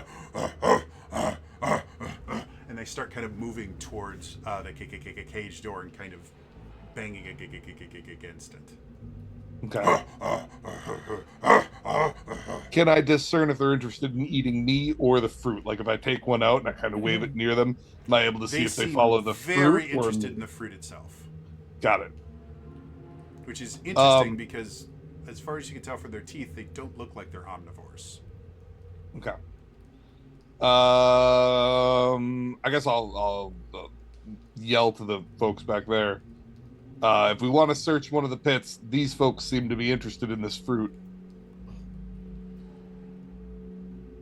So I'd probably start there rather than picking a fight with the big things over there. Oh, I could just ask the Thri-kreen if they know anything. Sure. Yeah. I will go over and ask the Thri-kreen. Hey, we think there might be a hidden passage in here somewhere. Do you know of anything? As you come over and speak to them, the first one takes a Githyanki, which is a double-sided polearm, and kind of points it at you. It's made of bone, and so you're kind of surprised by the fact that they're allowed to keep weapons in the pen. Also, that they're not kept with the other slaves, because they're 100% sentient and sapient. And as you speak Thri-kreen to him, the first one kind of looks at you and goes, "Why do you speak our tongue?" I will go into the hybrid form to bust out the arms and say, I was bonded, raised by a Thrygreen. Cha. I'm more I belong more to your world than these people. Kind of. We can take you with us. Piercing through you. There's no escape from these soft skins. They take us here. They take us to the arena. Over again.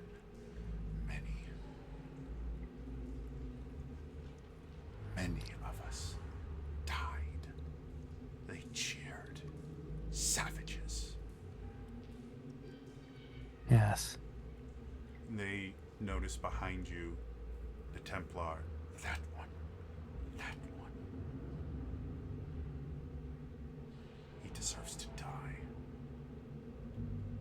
I'll look over at him. I'll look back at them and say, you can either die in the arena or take your chance and come with us.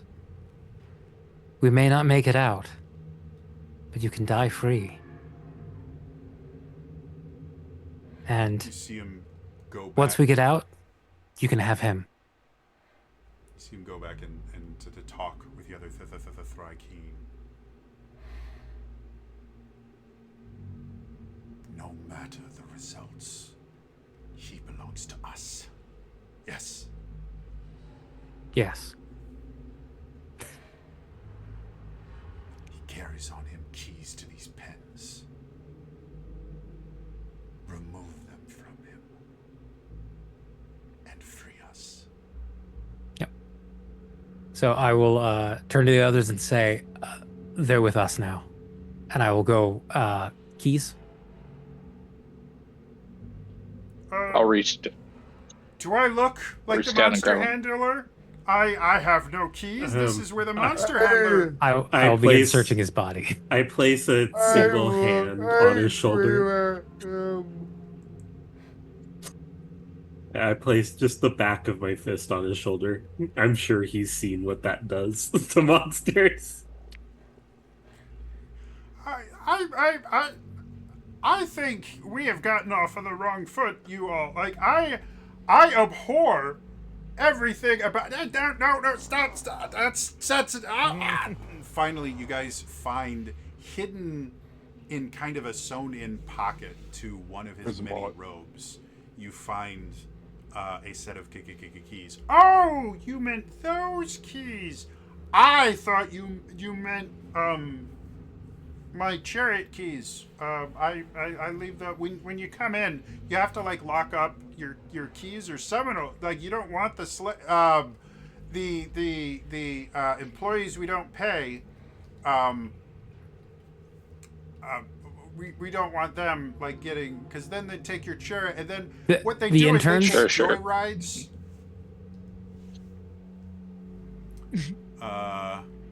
Remember, guys, this is the horrible death-adjacent world of Dark Sun, where everything is horrible and evil, and they have valet parking. So yeah, I will take the keys, I'll unlock the door and say, in Thrygreen, remember, he may be useful to us for now.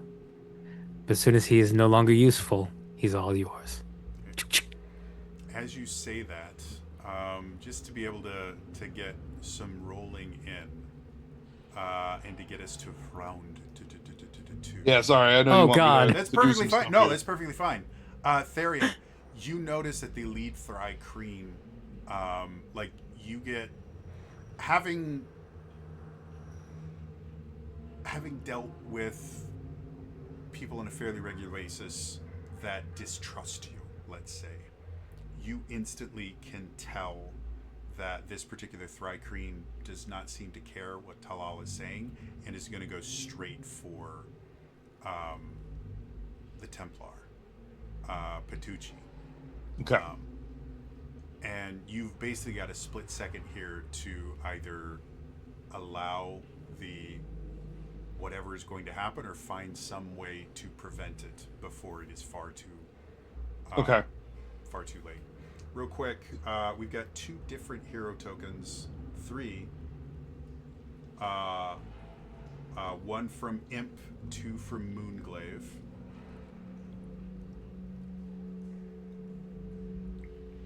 So I'm going to get all of those real quick and change our hero token thing. You guys 1, 2, 3. You're up to 10 hero tokens. Nice. Gotta And start that part dice of. will bring the hero tokens up here So- to be in the howlers. And that should Okay, be- so they were speaking in Thrycreen, yeah, and so I wouldn't understand that, but something about the body language otherwise I'm Yeah. picking up on, like, this man's poised, ready to yeah. strike. The Thrycreen language is a combination of some telepathy. They do speak psychically, but they also have this kind of strange kind of clicking language, because they're the mandibles that they make the sounds out of. Like, they don't have a tongue or vocal cords or anything, so it's basically a bunch of hisses and clicks made by forcing air out and kind of clacking their teeth and mandibles against each other. It's very So interesting to watch Talal speak it. So I guess, do you want me to do a roll to see if I can discern, right? Because I've got a history of you- lying to you people. already I know. know. Okay. You know something is about to happen. Your role is going to be: do you want to allow it to happen, or do you want to attempt to stop it from happening? And I would try to stop it before the power dynamic shifts here, and we let a bunch of people who may dictate our next moves. I think I got some with these dogs up here, and I want to get the keys and do something with them up here. Okay. So I think I'm going to try to basically interject and hold them up to say, I'm not against letting them free. I think that's a great idea, but let's make sure that we're ready to go before we do so. Okay. So at this particular point in time, they're already out, and they're Got it. literally, it is, you just notice the kind of malice in their eyes. You're like, I've seen that look before. He's a dead man in like a couple seconds here. So you have Okay. this split choice decision. If you want to try and, like, I'm going to say you have So access to the keys. If you want to try and open up the Howler's Den and use them as part of it, if you want to use your own abilities, or if you want to let it happen, that is entirely up to you. You just have to make the decision. Beyond a shadow of a doubt, the Thrycreen is going to do something to this person, this Templar. It's not going to be pleasant. And he Okay. probably won't be as useful after the Thrycreen is done with him. Okay. I'm having Does that trouble. make sense? It does. I'm having trouble what you want me to interject, how you want me to interject, right? So I'm willing to throw my body in between it. I think we still need the guy, right? Okay. So I'm trying to figure out how you want me to interplay. So right now, here. you have your defiling magic that you could use to do something. Whether you want Okay. to make like a big explosion to distract them, whether you want to physically attack them, you have that option. You have the Okay. keys on you right now. I do not want to attack them. Okay. I would rather create like a wall of fire between them and him, but I guess where are they in relation? Right, I can't torch my friends if we're all we'll say intervening again, already. this is all narrative, so Sure. we don't have to worry about tactics quite as much. If you're like, I'd like to create a wall of fire, we can do that. You have an Sure. ability that allows you to do So that's what I would like to do. Okay. All right, go ahead and make me effectively an attack roll that you would normally make for Okay. that. So that is a pretty. Let's see here. I believe it's a 5 cost ability. Yeah, Right? that was a big one. That's conflagration. Okay. So that's a storm of fire. And then, just like we talked about before, effectively using this ability outside of combat means this is going to be the only time you can use that ability until you get into combat again. Okay. God, that's a big loss. Sure. Fine. We're gonna do it because I don't know what else Otherwise, to do at this again, point. you have access to the keys. You have access to the howlers if you want to try and make them intervene. Like you have a lot of other things that you could do here. Yeah, I don't want to slow this up. So Okay, that's fine. I'm going to. You know what I'm going to do? All right, I'm going to use my maneuver, which is to. So I have a thing that's part of my kit that I can put a mark on someone. Okay. So I'm going to put Vengeance Mark on the lead Thrycreen. Mm-hmm. And I'm going to warn him that if he does anything, I'm going to motion my hands like boom, it's going to blow up if he steps out of line before time. How's that work? Okay. Yeah, absolutely. So, Okay. let's call this. We'll make it a presence check. Sure. I'm going to give you an edge because you're using your magic. And if you have a skill that you think would apply here, you are more than welcome to add it to that.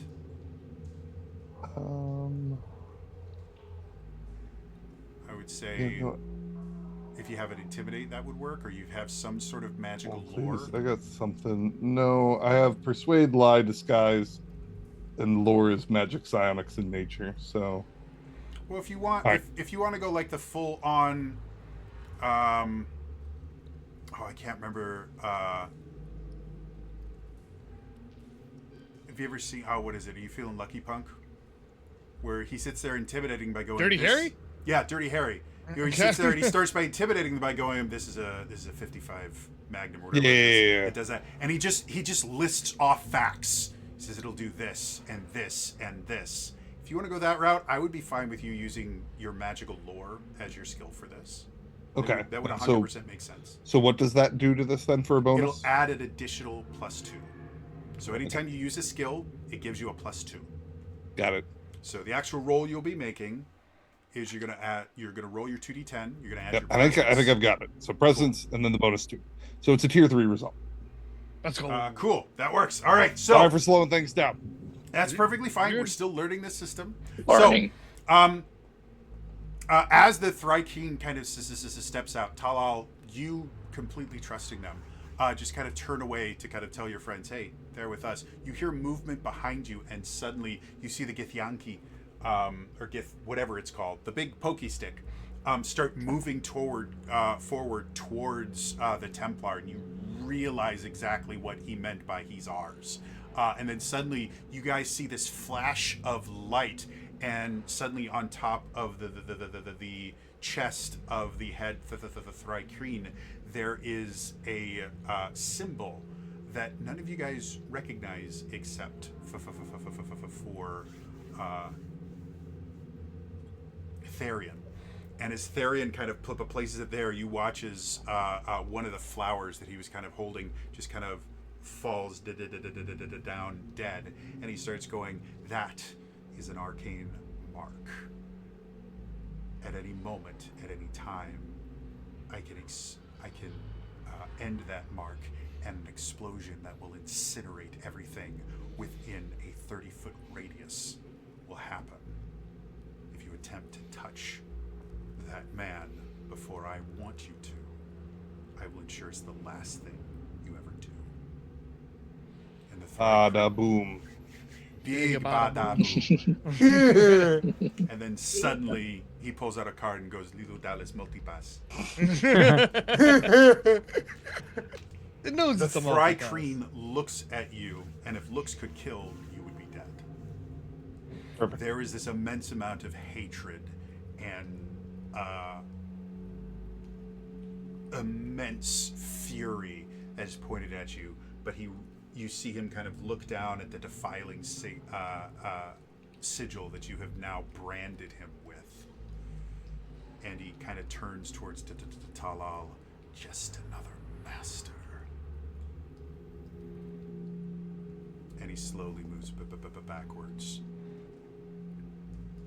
Patience. You will have your vengeance. So that's what I used. I didn't know how to get it from the other Forged Steel document to this because it's not built into this one, which is why it's weird. I was looking for it before once. I'm familiar with the ability for once. So that counts as a fifth victory. You guys only need to 2 more to make it out. Okay, let's go. And I did since- remove Rose, so Yeah. I'm gonna say I was gonna call that an easy test because you have lots of magic. So a tier 3 success is with an easy test is a success with a reward. And so the reward, the Thrycreen, one of the other Thrycreens is going to mention that the creatures in the Mountain Stalker thing. They appeared there one day without coming through this entrance. The mountain stalkers are the giant things. Yep, the giant tentacle things. I will turn to the rest of the party and be like, so every time I try to do something, it seems to go horribly, horribly wrong. Tell me when there's something really big to be lifted. Are mountain stalkers sapient?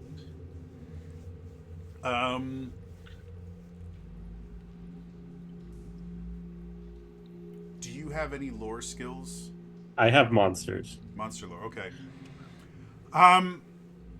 The prevailing theory is they aren't. They were, if I remember correctly, I think they were created by one of the Sorcerer Kings in a similar way that they made the Dray. I'm gonna real quick before I remember the wrong lore to this.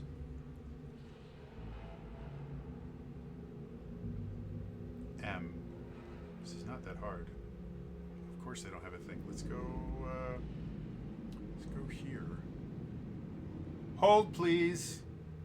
I used to have this memorized. Is it in my downloads folder? Is that where I left it?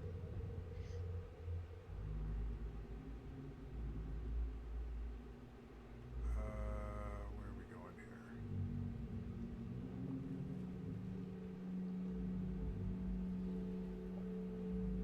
All right, we're just gonna say, giants are sapient. Mountain stalkers are somewhere in between because of the creatures that they were kind of transformed into. No one's 100% certain how sapient they are. Well, fuck it. Because I have a sound. My psionic quirk is the one where I can send mental, like telepathic messages. Mm-hmm. So I'm just going to telepathically link to one and be like, "Hello." Is it me you're looking for? The creature kind of turns to you, and you don't really get any sort of word response from it. You think if it is sapient, it doesn't have any language that it speaks. But it seems very, very aggressive and angry currently. Then instead of like giving it a language, I give it sort of like a mental image of going through a tunnel and seeing the sun again. Essentially, like freedom is my intent, and a question mark. Okay. The mountain stalker is still very confused with the fact that it's seeing things in its head that aren't in front of it. It seemed very confused, but you can see the reason that they're called mountain stalkers is they live in very kind of rocky, mountainous regions. And as it gets that kind of image in its head, you can see that there's kind of a longing to it. Wants to go there. You're not sure if it understands exactly the idea of freedom, but you can see that's where it wants to go. Can I help him? Then I kind of raise an eyebrow and I've imaged all of us and the mountain stalkers walking together out into the sun. Okay. Johnny, how would you want to attempt to aid him?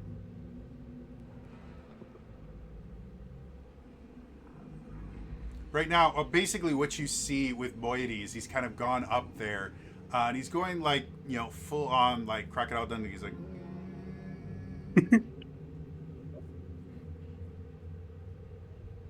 Ooh. Could I get a 5 of what you're trying to do? he looks to be somewhere in between, like negotiating with the creature and trying to kind of calm it down.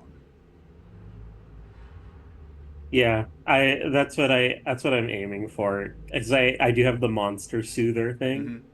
Yeah. That's why I asked if they were sapient or So, sentient. if you want Yeah. to keep kind of thinking about how Johnny might help him, if you can come up with a way that he could help him, I will let you do it. Otherwise, we're going to go back to. Go ahead. If I told and I do it, call me music. Okay. When we get to a roll, we can kind of Alright. discuss Alright. how effective that'll be. We haven't quite gotten to there yet. So, Moiety, what does you want to do? But you do kind of hear some movement behind you as Johnny starts to rosin up his bow and take out his golden fiddle. Figuring speaking through their heads is probably better than trying to use language. I image us going into the room. I image finding a passage and all of us walking through, like no one's being attacked. All of that. Okay. And exiting out into, freedom. Why don't you make me a presence check? I'll give Yep. you'll get an edge from the title. If you have a particular skill that you think applies, let me know. And then, real quick, why don't you just go ahead and roll me a presence check, Johnny, to see if you can come up with a song that fits the situation, like really, went really down to quick, 'cause Georgia. This is happening. Can I use read person just if a particular image doesn't exactly seem to vibe with it? I can switch it on the fly. I'm good with that. Let me see what he rolls, and you might get double edge for this. I rolled a 10. Okay. And is that But with your presence? yeah, that with my present. Okay. So as you're sitting there trying to come up with like a calming song, you're sitting there kind of going through the different songs in your head, and you just start kind of playing this kind of funeral dirge. It was the first kind of slow song that kind of came to mind, and as you play it, the mountain stalkers do not seem particularly thrilled with it. So it's just going to be a straight edge roll as opposed to a double edge for you, Moiety. And you said presence, right? Presence, yes. Okay, so the presence is -1, but with read person that's +1, and then edge. So edge will give you another 2 points. Yeah, so 15 tier 2. Tier 2, cool. So as you're sitting there kind of trying to get it, you get this, you watch as the mountain stalker kind of moves back, and he kind of goes to the back wall right around here. And you see, that was interesting. You can see there's something wrong with the wall right over there, and he keeps kind of like pushing against it, but it doesn't seem to move it or anything like that. I gesture over for the Talal, since she has the keys. The mountain stalkers, they know where the door is, and I think they'll exit with us peacefully. Okay. Talal will go and unlock the door. All right, we're gonna give you one more victory here. So as you move towards the door, and they hear the clicking sound of the door opening, the other mountain stalker that's sitting there starts going, and he starts bringing his kind of tentacled hands back, and the one that's been conversing with Moiety kind of moves in the way and is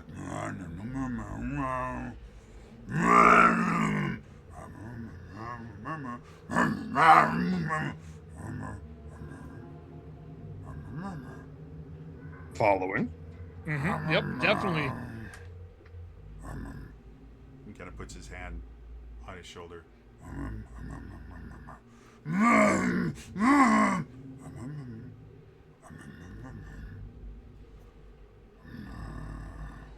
Then he kind of steps over to the side. You see him go. I step in once it seems like they're calmed. Looking around, you can see again something in the kind of upper right hand corner here seems a little bit off. I look at our Templar.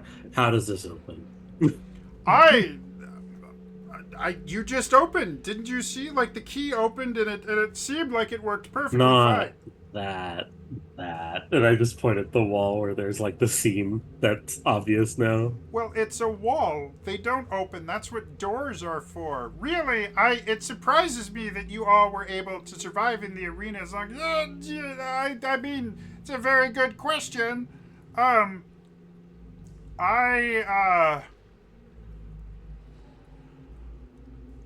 You know, since you let out the bugs, they've been, like, eyeing me this entire time, and I'm not feeling at all safe. So I think if I'm going to continue helping, I think I need some assurances that these bugs aren't going to eat my face.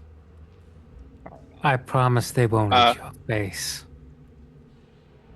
I don't like this little girl. I don't know where you got this from. I genuinely think that I think this is the wrong place for her. I think she needs to go back to school or maybe somewhere that's not here. If you open the door, I can. I don't think you're in a position to negotiate. And can I roll interrogate to push the information out of him? Absolutely. Go ahead for it. I'll give you an edge because there's a lot of people that want to kill him right now, and he's pretty certain he knows that.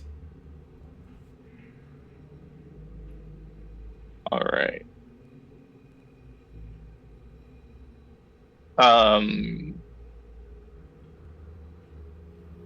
Well, I guess it's presence. Yeah, we can call this presence unless you can justify a different.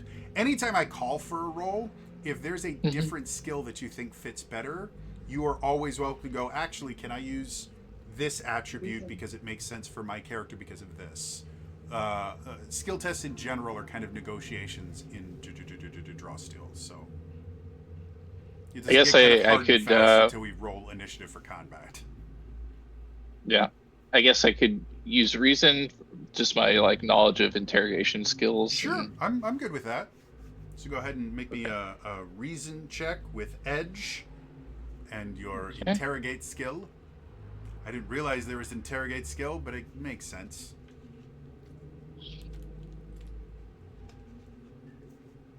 So that is 8 on the dice, but that comes out to a 14, which is tier 2. All right. So he's sitting there, and you start kind of asking very pointed questions. Okay, we know you know that we know that you know, and they know, and they also know how good you'll taste raw.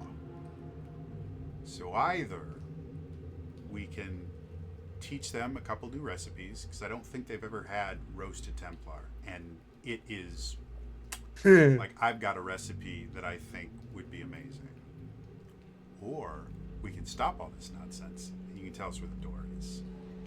I am absolutely it's there. You take the top stone, you push it down, you push it in, and then you twist it 3/4 to the left, 2/4 to the right, and then pull it out again. Perfect. Do I have a pen and paper for that? Hold on. One more time. Yeah. Take the stone, move it down, push it in, 3/4 left, 2/4 to the right, pull it back out. I just do it as he repeats it again.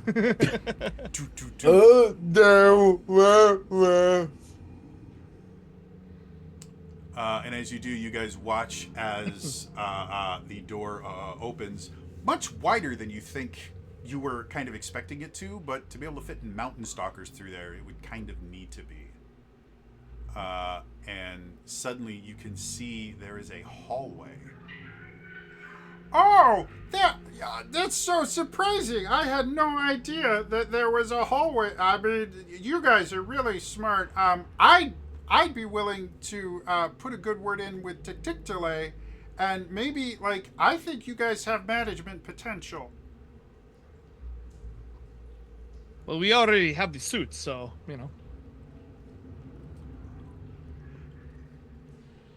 Should I ask where you got... You know what? It fits you so well. I'm going to assume you visited the gift shop. So questions are best not asked. All right, well, it's a straight, like, you guys just take the hallway up, and Yeah, you're coming with us. I really don't think you really need me anymore. Like, you're bypassing everything. Like, there's no guards over here. You walk. It's push him. You guys are really pushy, and I don't appreciate this. And I think we need to have a conversation about the idea of consent. I pull out that femur that I still have. You know what? It's been so long since I've checked out this place. I'm gonna just make sure that everything is okay before you guys go there, because I would feel bad if you guys got hurt. As he walks past one of the mountain stalkers, one of them starts reaching out, and the other was.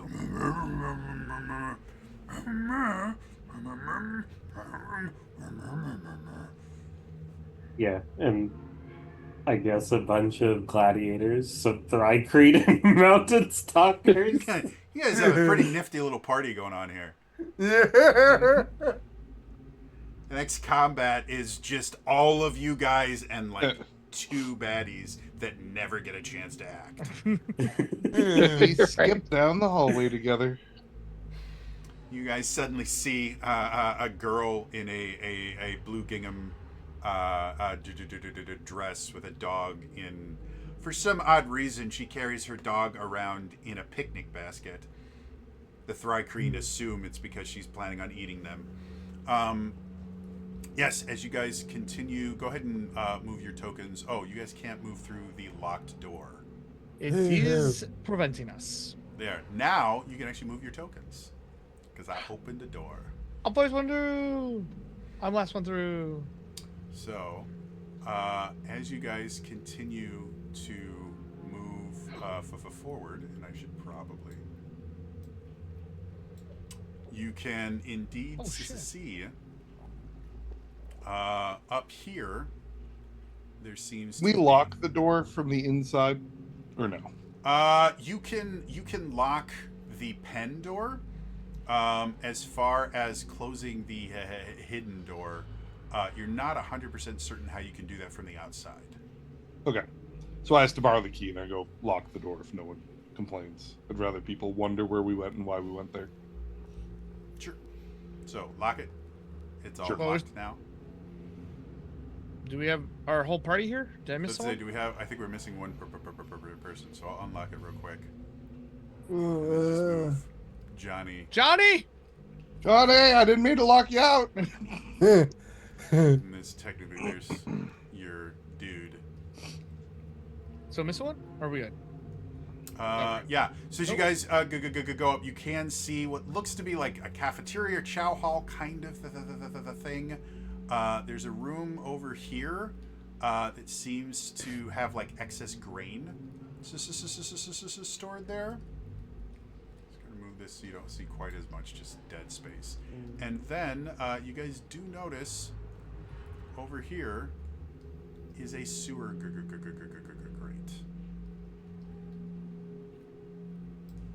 Oh.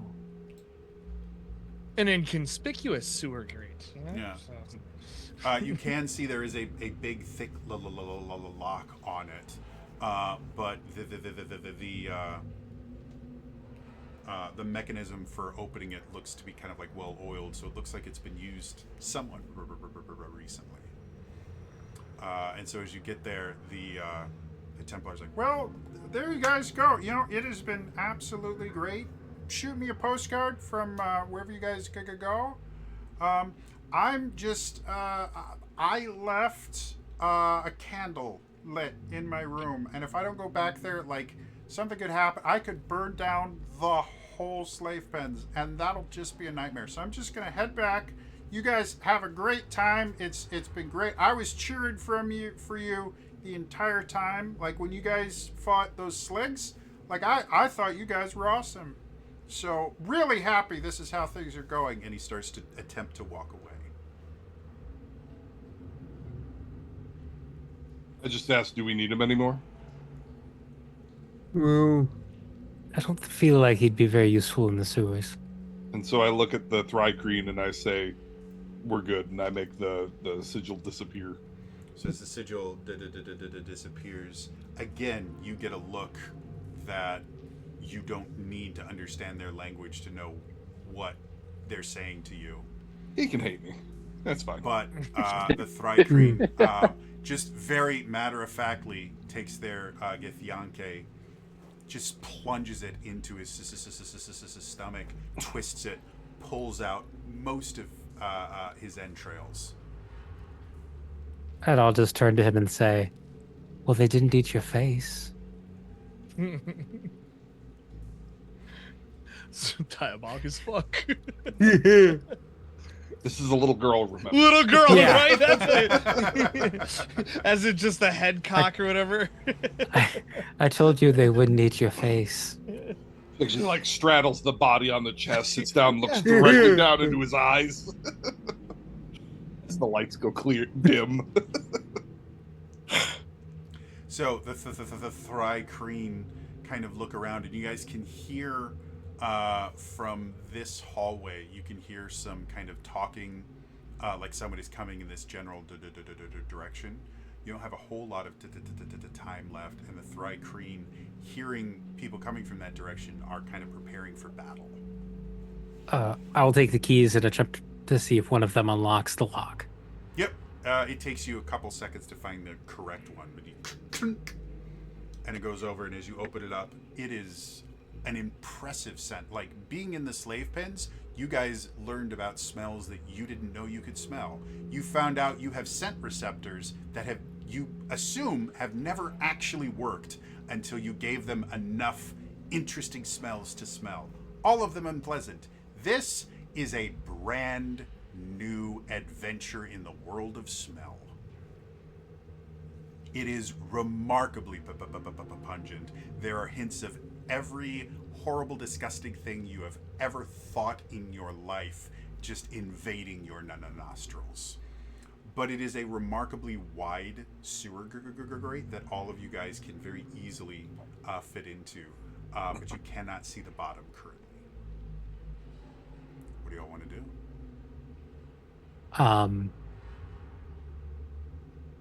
Ladies first. And Talal will jump down, I guess. Okay. Sure. Ansiv would be right behind Talal and Okay. follow right behind. All right.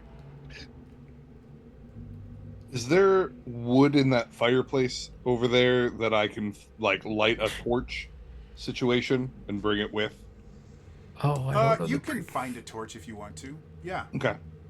I just saw Christmas Vacation. Shitter's full, and you're bringing a torch to it. I was a little worried about that. I was like, There are levels of methane coming out of it. They are not Okay. large enough. They do to not seem ignite. explosive. Yeah, we're good. Okay, so I will bring a torch and I will hop in after. Okay. I'll follow. Okay. Anyone else? Effectively, I'm assuming all of you guys are going to, Yeah, to follow him. I'm gonna follow. yeah. But does anyone else want to kind of bring something with them as they go down? Nope. I wanna grab some of the durian fruit From for the pens. Yeah, I think technically I still have the bag if he wants one. yeah, the only kind of durian fruit they have is in the bag. Did you mean Oh. the grain from the room that you guys passed, or? No, I thought he graduate wasn't doing one, but didn't realize he had the whole Currently, I got the bag. I don't know what I'm going to do with it, but I got a bag of fruit that might no longer serve a purpose. Which smells worse? Energy, so. Okay. So, as you all descend into the darkness of the sewers, let's see if I can't show you guys this. Let's start out with there.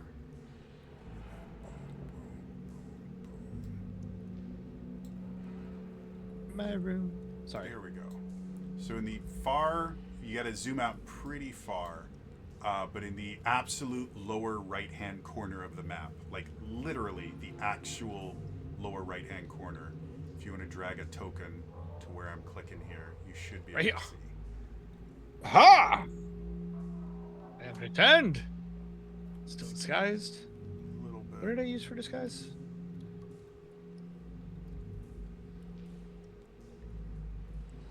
Disguised. Where is it? Yeah, I Literally do. lower right corner. Okay. Yeah, lowest you can go. Oh, So no. you zoom out Control. all the way and then just find out where the black stops. Then just put your token there. I wish there was an easier way. Well, to be perfectly honest, because this is the No way. Yeah. last session. Well, That you should just make- peeled everything back. Is that what you Yuppers, wanted? I did that on purpose. Okay. Oh Got it. wow. Yeah. Beautiful.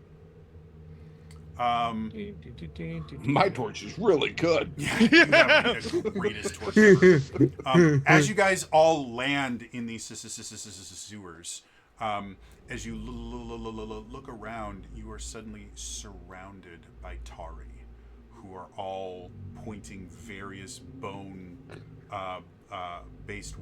weapons at you. But unfortunately, that is a story for another time and another place.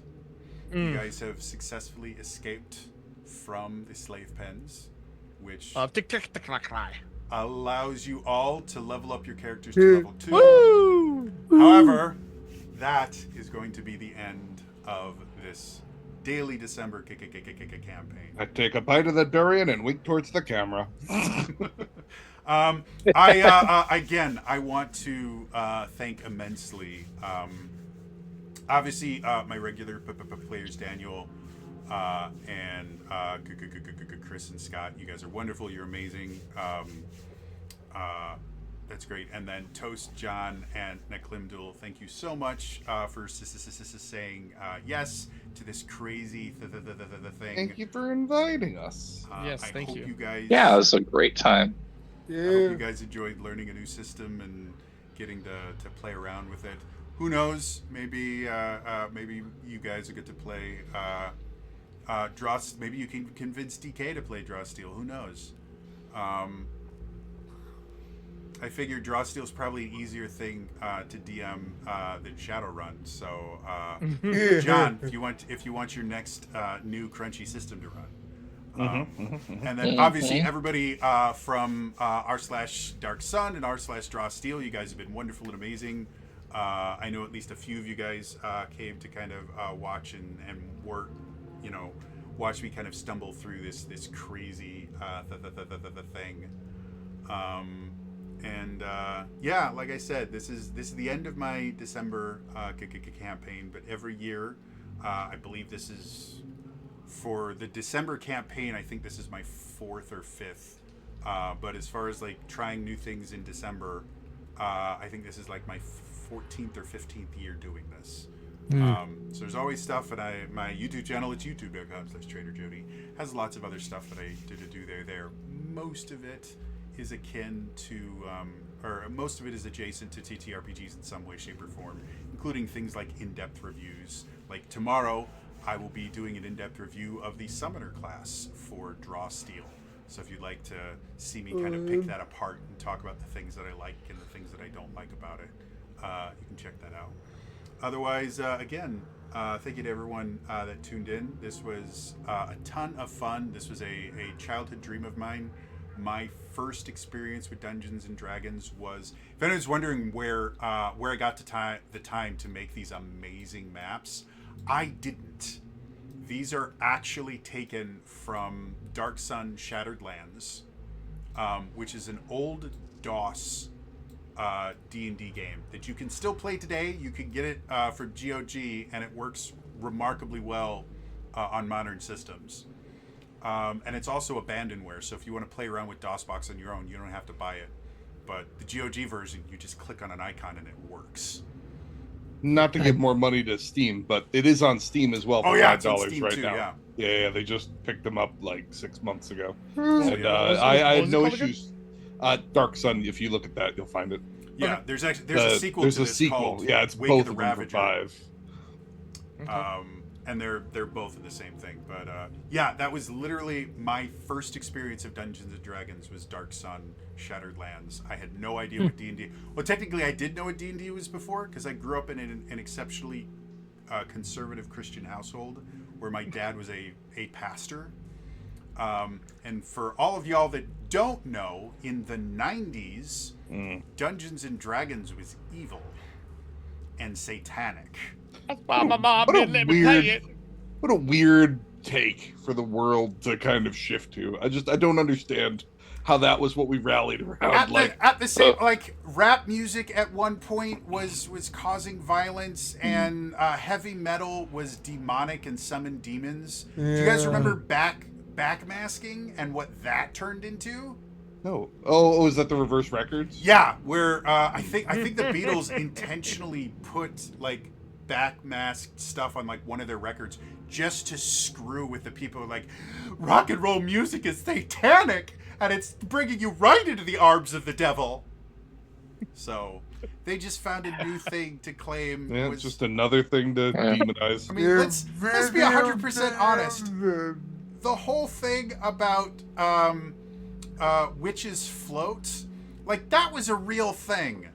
Like, they would declare that you're a witch, and then they go, we can prove it. What we're going to do is we're going to just tie these heavy rocks to you, we're going to throw you in a body of water, and if you sink, that means you're not a witch, and that means you get to go to heaven. You're still dead. And if you float, well, that means you're a witch, and we have to burn you. So the idea of random people deciding that things are demonic isn't even a modern problem. It's not even an American problem. Like, this is just history of the world. Yeah. But yeah, so there was a parent group against D&D. I believe there still is. But anyway, there's Monsters and Mazes. Yeah, if you guys want a really, really great movie, Monsters and Mazes is not it. But if you want to see a culmination of the satanic panic, Tom Hanks, it's one of his first movies. He plays this kid that gets so into Dungeons and Dragons that he gets lost. Holy shit. Yeah, it's been a forever. real thing. It's based on a Really real story that was completely made up. Completely did. Yeah. It was actually, for those of you wondering what happened to the poor boy that got lost in the steam tunnels, he was high. Had nothing to do with D&D. He just got high.